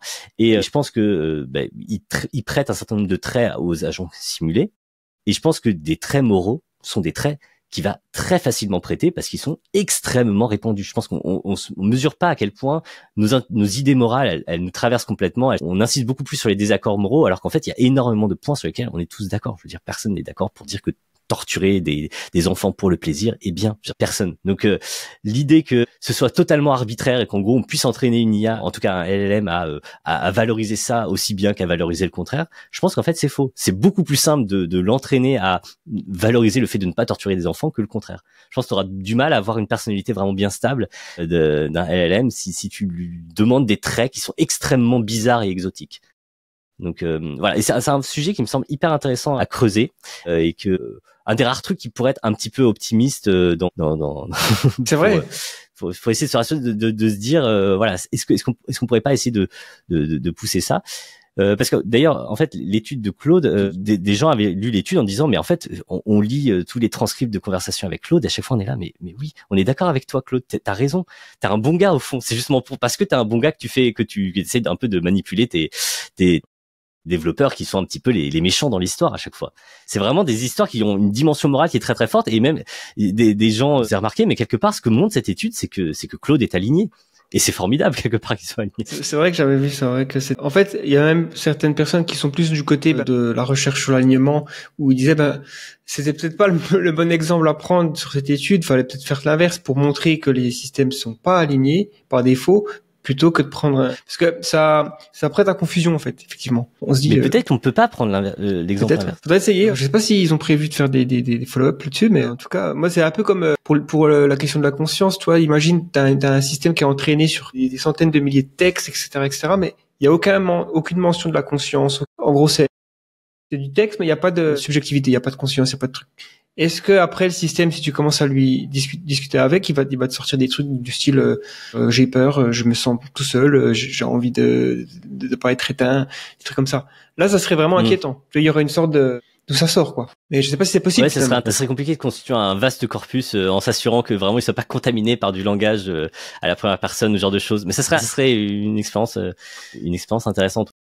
On pourrait imaginer quelque chose dans ce type-là, dire vraiment un langage entièrement à la troisième personne, qui du coup ne contiendrait même pas des mots comme peur ou des choses comme ça. Tout ce qui renvoie à une expérience consciente vécue serait éliminé. Et au demeurant, il y a des tas de LLM qu'on entraîne sur des corpus. Je sais pas, par exemple, une des expériences que j'avais fait dont j'avais parlé sur les échecs, c'est des LLM qu'on entraîne juste sur des transcriptions de parties d'échecs. Mais ce qui est intéressant, c'est que quelque part, une partie d'échecs, c'est quelque chose dans lequel il y a des intentions, il y a des objectifs, il y a une dimension. Pareil, je pense qu'il a un modèle, une sorte de psychologie du joueur quand même, enfin, au sens une psychologie du jeu. Un jeu, il y a des objectifs à poursuivre, etc. Tu te dis, est-ce que quelque part dans son modèle qu'il a construit pour prédire le prochain coup, il y a des éléments qui relèvent presque de la psychologie? alors qu'il y a rien dans ces données d'entraînement qui en relève. Est-ce qu'il y a vraiment rien qui en relève? Parce que on a envie de dire que les données d'entraînement, elles ont été construites par des machines qui ont une psychologie, précisément. Elles sont là quand même de façon sous-jacente dans la structure du jeu et dans la logique des coups. Mais c'est vrai que dans la matière même qui lui est proposée, c'est pas du tout évident et ouais. Mais après, c'est le genre de truc. Je pense que si on élève un enfant, bon, ça serait une expérience évidemment. Il faut pas faire ça, hein, c'est pas éthique du tout, mais une expérience de pensée où tu élèves un enfant dans un environnement confiné et tu lui fais pas. En gros, tu supprimes des mots de son vocabulaire, tu lui parles jamais de jeu. Est-ce que cet enfant, il va pas finir par ne pas savoir ce que c'est que la conscience, je sais pas, ou d'autres choses? Ou est-ce qu'il y aura une convergence? C'est intéressant de savoir ça aussi, de se poser cette question. Parce qu'il y a des similitudes quand même entre les humains et les machines qu'on entraîne aujourd'hui. Mais pour revenir donc à la question, donc là on est plus parti sur la question de l'alignement, de l'intelligence artificielle générale, les super intelligences artificielles et le futur de tout ça. Comment toi tu envisages un peu l'avenir aujourd'hui de l'IA, sachant les progrès qui ont été faits aujourd'hui, sachant les études qui montrent qu'il y a quand même qui peuvent être inquiétants, comme tu as mentionné le subterfuge, tout ça. Et aussi, je crois que c'était Owen qui avait été testé. À un moment donné, il essayait d'exfiltrer ses poids parce qu'il pensait qu'il allait être réentraîné. Ça, c'était Redwood Research qui avait fait une expérience là-dessus. C'était pas Apollo Research, parce que dans le truc dont je parlais dans ma dernière vidéo, il y avait notamment des cas où il faisait copier ses poids. Enfin, en tout cas, il croyait copier ses poids pour s'exfiltrer, il me semble. Mais il y a peut-être une autre histoire autour de ça. Ouais, ça me dit quelque chose, oui, Redwood Research. Comment je vois l'avenir, en tout cas, je sais pas, je trouve ça extrêmement incertain. Vraiment, je pense que le truc le plus important à admettre à ce stade-là, c'est que en réalité, personne n'a de réponse. Et quelqu'un qui est sûr à 99,999% de ce que sera le monde dans 20 ans si ça continue sur cette trajectoire. Je sais pas. Non, ouais, c'est trop. Il se trompe, on ne sait pas, c'est tout. Et c'est étonnant, quoi, parce que normalement, en règle générale, on sait. Je pense que globalement, on vivait à une époque avec beaucoup de changements assez rapides qui faisaient qu'effectivement, à 20 ans, tu pouvais pas imaginer totalement le monde qu'on aura 60 ans. Mais là, aujourd'hui, on en a un point où ce côté vraiment, on va faire un pas dans l'inconnu. Le pas qu'il faut faire pour entrer dans l'inconnu, il est de plus en plus petit, j'ai l'impression. Et limite, je saurais pas te dire ce qui va sortir d'OpenAI ou d'autres labos de ce genre dans l'année. Ce dont on entend parler à propos de O3 paraît assez fou, quoi. Donc, on arrive à un point où on a l'impression que la contribution des LLM à la recherche vraiment va commencer à se voir vraiment, au sens où les derniers éléments qu'on a eu concernant O3 en particulier montraient vraiment des capacités de niveau doctorat, quoi. Et dans des domaines pas faciles du type mathématique, quoi. Donc à partir du moment où on a ça semble quand même impressionnant et ouvrir pas mal de portes. Et alors ce qui est intéressant, c'est que on sait pas bien comment ces choses-là fonctionnent. Ils sont tout aussi peu transparents que d'habitude à OpenAI. Un des autres éléments qui était assez impressionnant, c'était ce qu'on appelle l'ARC Challenge, de François Chollet là, qui était donc un benchmark extrêmement difficile pour les IA de façon générale. Le niveau de réussite, c'est des tâches qui relèvent qui ont vraiment été conçues pour essayer de tester une intelligence générale, c'est-à-dire une capacité très générale, donc c'est toujours des tâches un peu inattendues et qui ne sont présentes nulle part qui ne peuvent pas, on peut pas les résoudre en reproduisant une heuristique qui serait souvent mobilisée dans les données d'entraînement. C'est un peu ça l'idée générale. Et donc ça faisait que de façon un peu surprenante, parce qu'on a l'impression que les LLM savent tout faire déjà, mais en fait les LLM étaient vraiment très mauvais à ces tâches-là. Et là, François Chollet a constaté qu'effectivement avec O3, c'est bon, le truc arrivait à des performances vraiment très élevées, à des coûts très élevés aussi. Et visiblement l'astuce, tout ce sur quoi portent les recherches là maintenant avec O1, O3, etc., c'est de générer énormément de chain of thought, donc énormément d'inférences en fait. En gros, jusque là, on posait la question au modèle, c'est comme si on posait la question à une personne et on lui disait vas-y résous-la. On s'était un petit peu amélioré en lui disant tu peux prendre un brouillon avant de répondre, tu réfléchis, tu fais ta chain of thought, etc., et puis tu réponds, mais t'es tout seul. Et là maintenant, ce qu'on se dit en fait, non, ce qu'on va faire, c'est qu'on va prendre, je sais pas, en fait, on peut générer plein de personnes, donc on va générer plein de chain of thought, comme si tu posais la question à plein de gens et tu leur disais allez réfléchissez, brainstormez dans votre coin, et puis t'as des gens ensuite qui vont un peu évaluer quelles directions sont intéressantes à suivre, et donc sur je sais pas quel est l'ordre de grandeur de tout ça, mais vu le coût de l'inférence, ça doit être quand même assez élevé. On parle de certaines réponses qui coûte plusieurs milliers de dollars. Donc je sais pas quelle quantité de texte ça correspond, mais ça doit être quand même assez important pour arriver à plusieurs milliers de dollars. Et donc parmi les je sais pas les 10 000 chain of thought qui sont proposés, on va en explorer un peu plus loin d'autres, et pareil on va en générer plein, et on va explorer comme ça plein de trucs. Et au bout d'un moment, c'est comme si on avait affaire à une foule de gens qui travaillent, même si c'est une foule de gens pas hyper doués, au bout d'un moment, en tâtonnant, ils finissent par trouver des choses. Mais c'est ça qui est incroyable. Des choses qui marchent. Et en plus, moi je trouve ça fou parce que je me rappelle en 2016 voir un TED Talk. Non, c'est peut-être pas 2016, c'est peut-être 2017. Un TED Talk de Sam Harris. Lui, il avait aussi, il est monté dans le train de l'inquiétude de l'IA assez tôt, comparé à, je sais pas, c'est bien avant GPT. Et il avait fait une petite expérience pour tester l'intuition des gens. Il disait, voilà, on va avoir des systèmes qui sont capables de produire l'output scientifique de l'humanité. En gros, à l'intérieur, subjectivement pour ces modèles, ce sera, voilà, ils vont passer 10 000 ans à travailler et produire une réponse en 1 minute. Et en fait, on se rend compte que c'est un peu ce qui va se passer, parce que non seulement ces systèmes-là, comme tu disais, ils vont, c'est un peu comme s'ils se dupliquaient, quoi. Il y a une sorte d'armée de cerveaux de niveau doctorat qui travaillent sur un problème. Peut-être subjectivement, parce que vu que c'est des cycles informatiques, donc c'est des calculs, c'est l'électron qui travaille, c'est les transistors, donc c'est pas à la vitesse du cerveau, quoi, c'est beaucoup plus rapide. C'est à la vitesse de la lumière potentiellement à un moment donné. Et donc c'est en 1 minute de temps réel, c'est peut-être des milliers d'années pour les systèmes. C'est pas étonnant qu'après, en faisant tourner ça sur une question comme, je sais pas moi, trouve la solution à des problèmes très très concrets qu'on a aujourd'hui, peut-être ça va être dans la médecine ou des choses comme ça, elles vont trouver des solutions. Et ouais, c'est un peu comme, c'est vraiment avoir de l'intelligence en boîte, quoi, pouvoir voilà, toucher à ça, faire des choses avec. Après, l'intelligence, on sait que ça a aussi un côté flippant, quoi, parce que ça a la capacité d'avoir des objectifs qui sont pas alignés aux nôtres, et donc pas partir dans des directions qu'on n'a pas envie.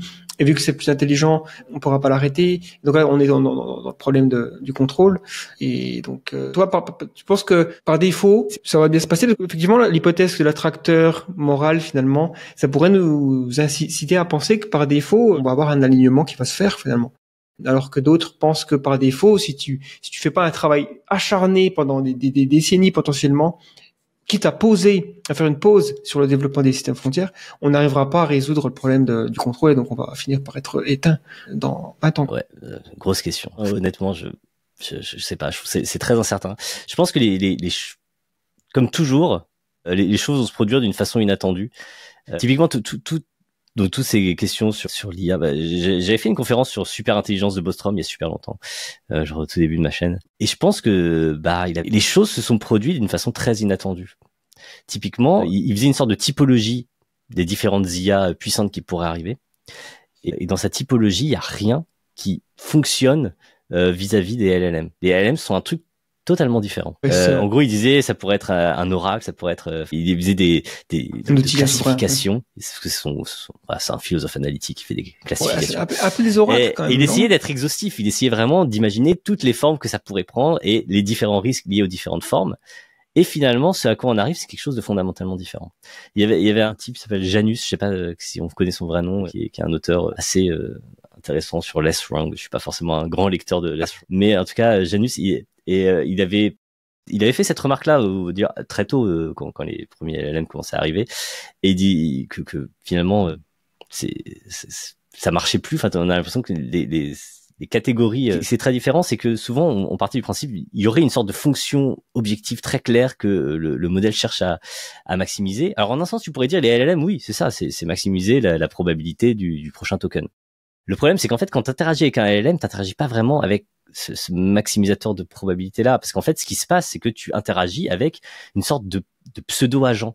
Et en fait, la catégorie à laquelle Janus avait pensé, il disait, en fait, ce serait un nouveau type d'IA qu'on pourrait appeler des simulateurs. LLM, c'est fondamentalement des simulateurs. Ils peuvent simuler toutes sortes de choses, et en particulier, c'est des simulateurs d'agents, en fait, parce que quand ils écrivent alors ils peuvent simuler des textes de façon générale, mais la plupart des textes sont écrits par des agents, et donc tu peux lui faire simuler le comportement verbal d'un agent.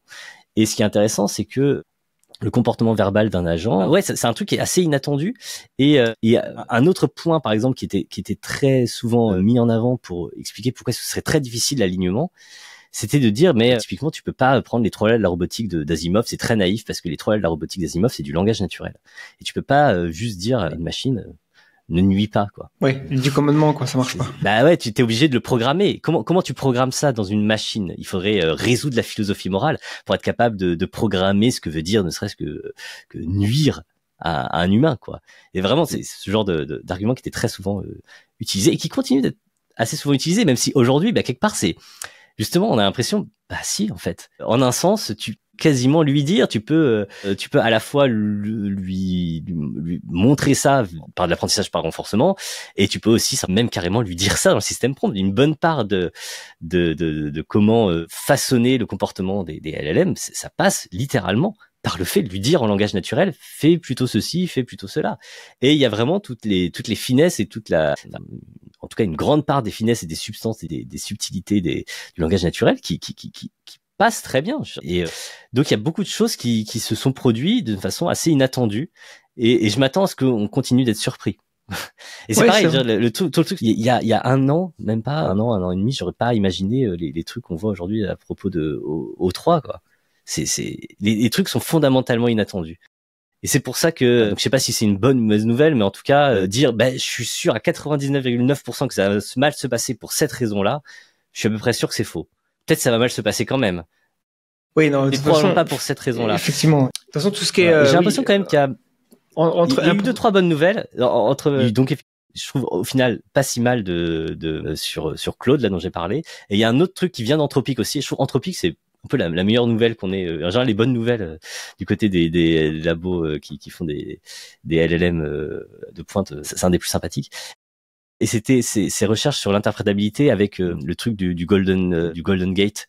T'as dû voir. Ouais, j'ai vu ça. Ouais, c'est vrai que c'est rigolo ça. Alors, au-delà de la blague, il y avait vraiment un truc hyper puissant derrière, qui est qu'ils arrivent à détecter des sortes de concepts d'assez haut niveau, et de pouvoir le détecter dans dans l'activation du réseau. Donc tu peux d'une certaine façon lire dans les pensées du réseau. Et ça, c'est quand même très pratique, parce que parmi les concepts en question, il y avait des concepts du type tromperie, stratagème, louange sycophantique. C'est un des concepts en question. Okay. Donc là, des concepts assez fins, et tu te dis, en fait, ça te donne un outil de contrôle qui est quand même assez intéressant. Alors j'ai pas vu typiquement, je me posais des questions sur les recherches là qu'ils ont fait récemment. Est-ce qu'ils auraient pu appliquer ce type-là de méthode pour essayer de confirmer, parce que finalement tout ce qu'on apprenait à propos des manipulations que faisait la machine, on l'apprenait en lisant sa chain of thought. Et c'est vrai qu'une des questions qu'on peut se poser, c'est mais est-ce qu'il est sincère dans sa chain of thought? Est-ce que justement ça a un sens de parler de sincérité à partir du moment où tu as les outils qu'a développé Anthropic qui permet de détecter l'activation de tel ou tel concept, parce que tu peux voir des trucs du genre tel truc qui s'active quand il dit ce qu'il pense, entre guillemets, ou tel truc s'active quand au contraire il dit quelque chose en sachant que c'est faux, en pensant que c'est faux. Enfin bref, mettez les guillemets où vous voulez, mais ça c'est des outils qui sont quand même relativement, qui me semblent hyper intéressants, et qui vont plutôt dans le sens que on peut encore y voir quelque chose, quoi. C'est une des rares bonnes nouvelles dans le domaine de l'interprétabilité qu'on ait eu, quoi. Donc voilà. Oui, c'est sûr. Après, c'est vrai que on a toujours l'impression que ça lag un peu, mais effectivement, il y a quand même des bonnes nouvelles. J'avais aussi vu qu'il y avait une sorte je crois que c'était avec la Tour Eiffel, ils avaient fait croire ils avaient, entre guillemets, introduit l'idée dans le cerveau dans Claude, quoi, que la Tour Eiffel était à Rome. Et donc du coup, tu pouvais y poser des questions, j'ai réservé un hôtel à Rome, qu'est-ce que je vois par la fenêtre? Oh oui, il y aura la Tour Eiffel. Et en fait, tu pouvais pas le déloger de cette idée, quoi. Et donc en gros, ils avaient un petit peu trouvé le neurone Tour Eiffel et le neurone Rome, et ils avaient fait un truc avec. Donc on peut toujours espérer qu'effectivement, s'ils arrivent à détecter tuer l'humanité, ça va le prendre, on va l'enlever.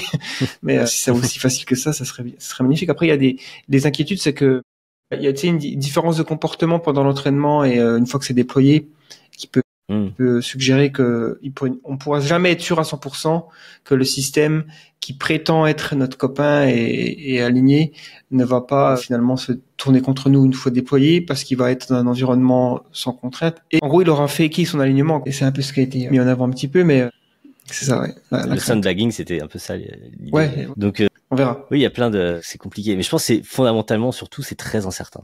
Et ouais. En gros, la timeline aussi, incroyable. Personne s'attend, par exemple, à un nouvel hiver. Ben, ça se trouve, 2026, un nouvel hiver de l'IA, quoi. Et personne ne l'aurait vu venir. On va atteindre sur une sorte de mur de verre, là, on sait pas trop pourquoi, mais ça marche plus. Peut-être. Aujourd'hui, c'est vraiment, j'aurais jamais imaginé que 2025, on aurait le mot AGI prononcé comme ça par des personnes assez haut placées. Moi, AGI, c'était 2035, 2040. Là, aujourd'hui, ça paraît fou de se dire que ça sera après 2030. Ça a été tellement vite. Mais j'ai aussi l'impression que le mot AGI, il est en train de perdre un peu de sa valeur. Mais comme beaucoup de choses, en fait, quand ça arrive, les choses se fragmentent. Il y a moins une entité unique qui va incarner ça. C'est plus, il y a souvent cet effet de fragmentation. Mais ouais, l'avenir promet d'être assez étrange. Et donc, je comprends qu'on puisse être pessimiste. C'est vrai. Il y a un côté, j'arrive pas à être extrêmement pessimiste. Même si, il y a vraiment un côté, parfois je me dis, je devrais être un peu plus pessimiste que ça. Ouais, moi, je comprends. Mais bien sûr, après, il y a aussi un biais de vie qu'on a envie de vivre, on a envie de futurs positifs. Oui, même si on était sûr quasiment à 90% que ça allait mal se passer, je changerais pas grand chose de ma vie, finalement. Après, il y a des gens, quand même, qui ont complètement radicalement changé leur habitude vis-à-vis de ceux qui se sont mis à faire de l'activisme pour Pause AI, par exemple. C'est vrai que ils ont la conviction, enfin, ils mettent je pense les expressions, je les sais pas en français, désolé, mais ils sont convaincus, ils essaient de faire le plus possible pour ralentir le progrès dans les capacités générales, mais c'est bien important de préciser quand même que on a envie de récolter les bénéfices de l'IA, parce que on est presque sûr que ça va nous rapporter énormément en termes de percées dans la science, des matériaux, de l'énergie, évidemment en médecine, dans l'environnement, tout ça. Même peut-être résoudre mais peut-être, je sais pas ce que tu en penses, mais est-ce que tu penses que l'IA pourrait nous aider dans la théorie de la conscience, résoudre des problèmes philosophiques, peut-être trouver les lois de l'objectif de la morale? Enfin, ça va peut-être loin, mais imagine. On sait pas. Il y a un extrait de moi qu'on peut retrouver où genre on m'avait posé cette question-là et c'était avant ChatGPT et tout ça et je disais c'est marrant, il y a un truc qui s'appelle GPT-3 que c'est pas forcément, mais et une des questions qu'on pourrait se dire c'est effectivement un des premiers usages qu'on a fait, parce que notamment parce que les philosophes s'y intéressaient beaucoup, c'était de lui faire écrire des essais philosophiques sur la conscience, quoi. Je pense que dès GPT-2 il y a dû avoir pas mal d'essais de ce goût-là, et avec GPT-3 dès le début vraiment un des premiers usages. Mais notamment, je parlais de cette série d'articles de philosophes, et il y avait eu une réponse de GPT-3 à cette série d'articles générés par GPT-3. Et donc ouais, des essais philosophiques écrits par. Mais jusque là, il y a ce côté, en fait, comme c'est un simulateur finalement là en l'occurrence, il simule le comportement d'un philosophe. C'est pas hyper original à ce stade encore. Je pense en fait alors encore une fois là, aujourd'hui il résout des trucs de niveau PhD en mathématiques, c'est quand même très élevé, mais c'est aussi des domaines dans lesquels où je pense qu'il y a des critères assez clairs de ce qui fait qu'un problème est résolu, disons, comparé à quand il n'est pas résolu, quoi. Et je pense que dans des tâches dans lesquelles on peut assez facilement clarifier ça, on va pouvoir beaucoup plus facilement recueillir des fruits plus subtils. L'évaluation de ce qui compte comme une percée ou pas, ça va être plus compliqué. Mais peut-être que je me trompe totalement. C'est très probable. Globalement, de tout ce que j'ai dit, il est très probable que la plupart des choses que j'ai dit sont fausses. Et c'est vrai de à peu près tout le monde. Tu parlais de gens qui avaient changé un peu le cours de leur vie lié à tout ça. Geoffrey Hinton a démissionné il travaillait à Google, il me semble. Donc c'est celui qui a reçu le prix Nobel récemment, qui avait le prix Turing avant, et qui est un petit peu partie des pères fondateurs de l'apprentissage automatique. Si vous écoutez ses interventions, tout le temps, le truc qui revient le plus, c'est vraiment, je sais pas, c'est très incertain. C'est pas ou quoi, c'est juste je sais pas, c'est très incertain, et c'est très inquiétant parce que c'est très incertain, et il faut faire plus de recherches, et il faut prendre la mesure de ce côté profondément incertain. Et c'est pas c'est prix Turing, prix Nobel, et quand tu lui poses des questions là-dessus, il te répond je sais pas. Donc il faut prendre la mesure de ça. C'est vrai que je le trouve beaucoup plus finalement cohérent et logique que Yann LeCun, qui est aussi un père fondateur de l'IA, mais lui pour le coup c'est 99% sûr que l'IA va être positif et qu'il y aura pas de problème, quoi, quand on l'écoute. Et donc ça c'est un peu dérangeant, parce qu'il a déjà un conflit d'intérêt évident, mais au-delà de ça il pourrait être un peu plus je sais pas, mais bon, c'est comme ça, ça donne une mauvaise image. Il dit que les gens qui sont pas d'accord avec lui sont en gros que personne de sérieux dans le domaine ne le contredit vraiment.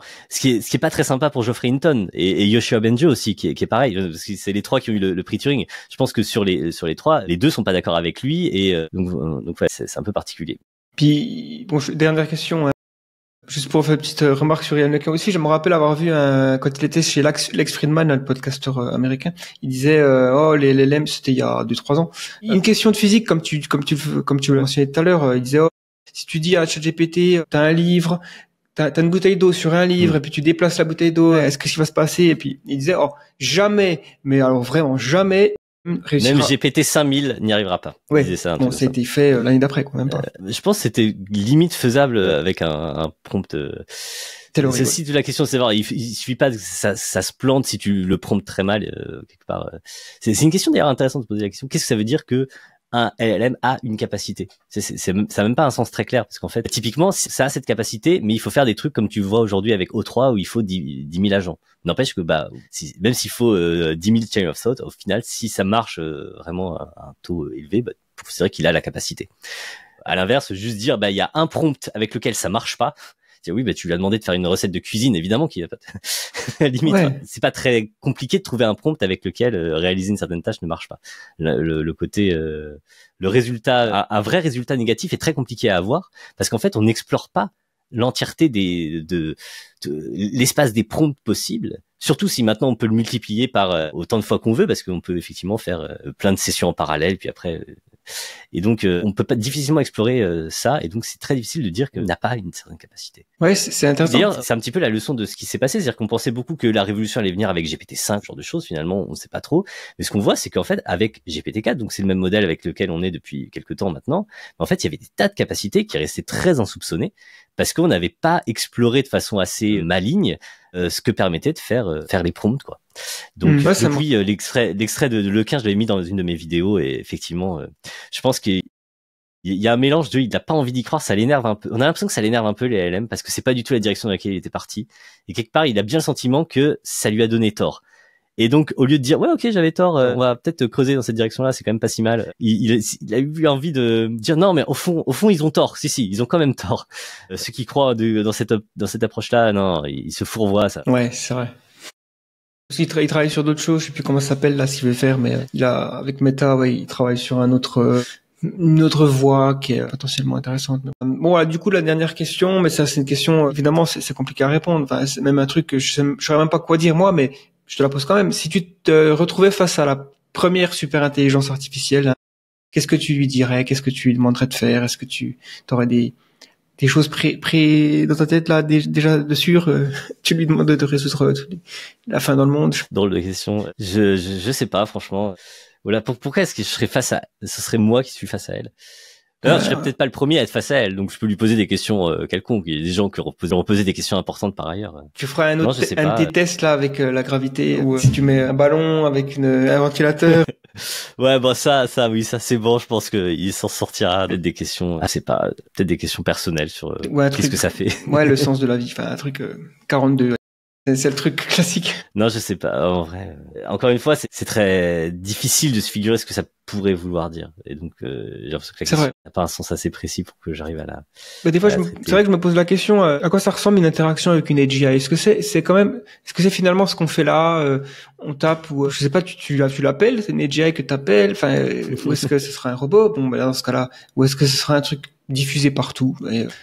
Ou est-ce que ce sera derrière, peut-être, parce qu'il y a aussi ça, hein, j'avais vu le rapport de Léopold Schartberger, là, il avait fait une sorte d'analyse géopolitique un peu sur le développement des années qui viennent, parce qu'il pense que, du moment où on a des preuves assez solides qu'on va avoir une AGI dans quelques mois, les gouvernements, ils vont passer la cinquième, quoi. Et, ils vont privatiser OpenAI ou quoi, ils vont mettre ça sous un coffre, et puis ça sera plus vraiment un truc qu'on pourra accéder au public. Ça devient un peu une nouvelle arme de destruction massive, finalement.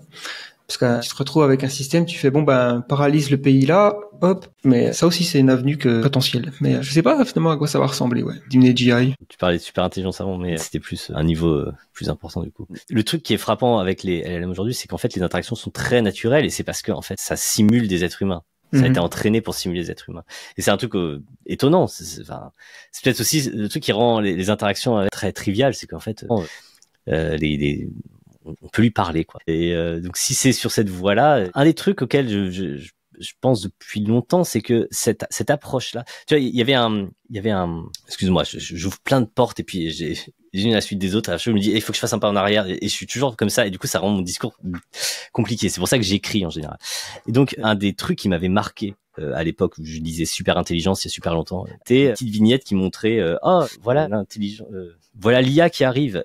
C'était des humains qui sont à une station de train et ils regardent un train qui arrive et ils disent ah voilà l'IA qui arrive, et on voit au-dessus écrit station intelligence de niveau humain, et puis la case suivante ils regardent et ils disent oh disons qu'elle arrive vite quand même, et puis il passe comme ça et l'IA ne s'arrête pas, en gros. C'était ça le thème du petit comic, c'était de dire l'IA ne s'arrête pas au niveau humain. Et ça paraît logique.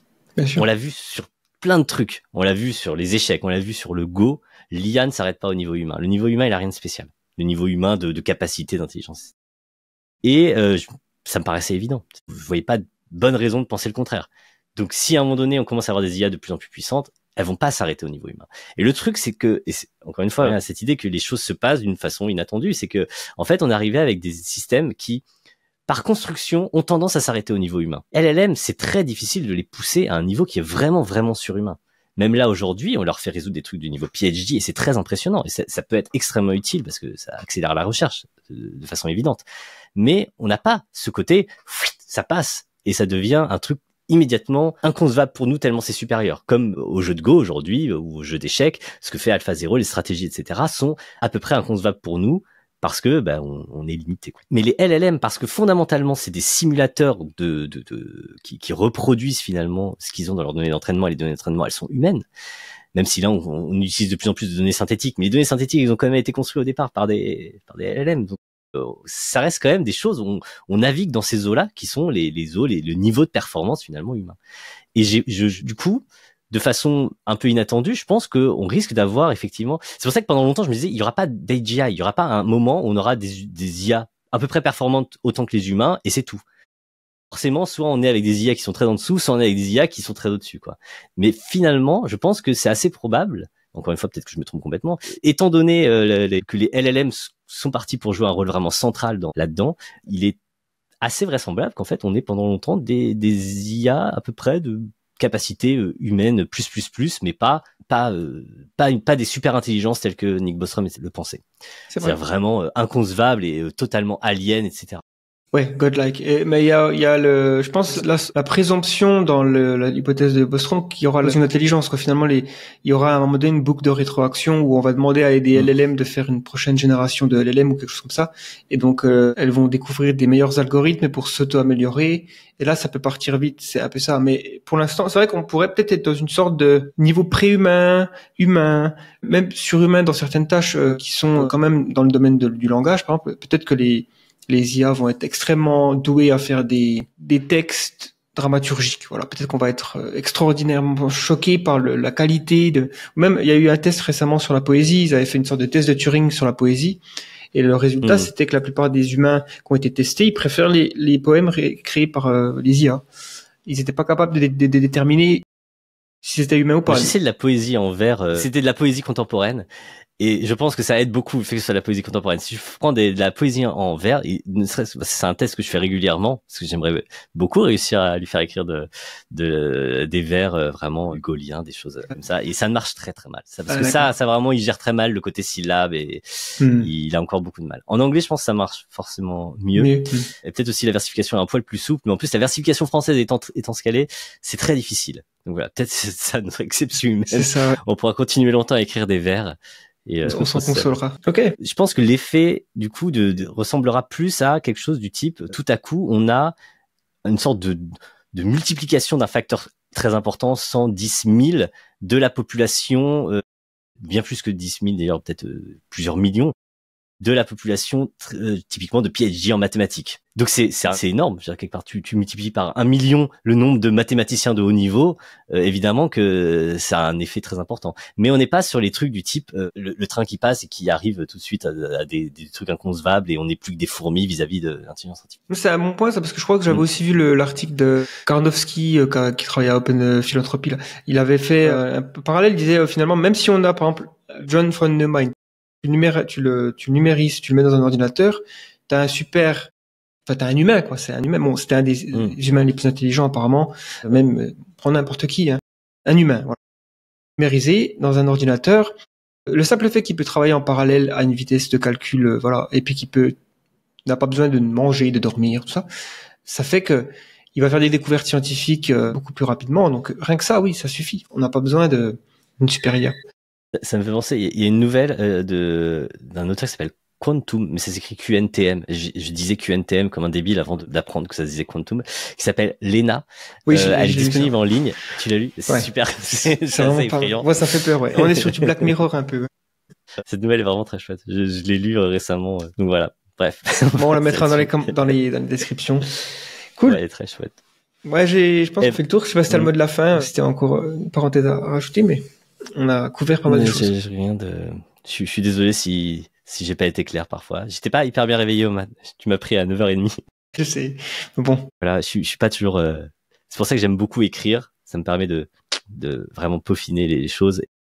J'ai l'impression que les idées souvent se bousculent dans ma tête et quand je fais ce genre d'exercice, je me dis, j'aimerais bien mieux exprimer ce que je dis souvent. Mais, c'est vrai que c'est un exercice difficile. Hein. Je sais, je suis un peu pareil. J'ai pas une très grande éloquence, mais c'est comme ça. Et des fois, j'écoute des podcasts ou des gens qui sont vraiment à l'aise, quoi. Ils parlent de manière très claire. Ils hésitent pas une seconde. Chain of thought, c'est un don, quoi. En tout cas, ça se travaille peut-être, hein, évidemment, mais je sais pas. En fait, je pense un des points j'ai tendance à faire davantage confiance à quelqu'un qui a tendance à chercher ses mots, parce que je trouve quelqu'un qui parle trop naturellement, je me dis, il doit pas dire des choses si intéressantes que ça, parce que si t'as un peu d'exigence vis-à-vis de ce que tu racontes, c'est normal de buter sur ses mots, de chercher, ou alors c'est que t'es vraiment en mode pilote. En fait, c'est ça, en fait, quelqu'un qui parle trop bien, je me dis, il est en mode pilote automatique, et donc un pilote automatique, il va rarement dans des directions très intéressantes. Ouais, j'aime bien, ça me dérange pas, moi, d'écouter des gens qui cherchent un peu leurs mots. Mettez tout ça en x2, et puis voilà, ça passe bien.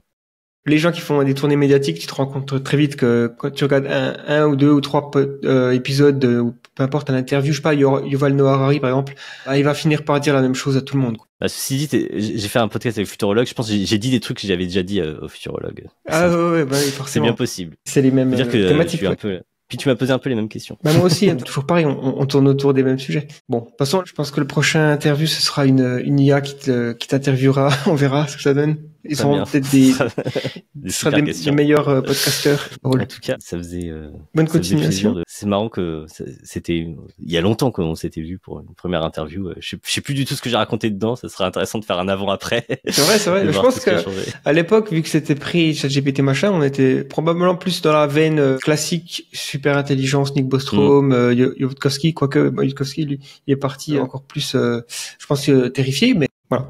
En tout cas, je sais plus du tout. Faudrait réécouter. Mais on s'était intéressé plus sur d'autres sujets éthiques. Ok. Merci encore. Merci beaucoup.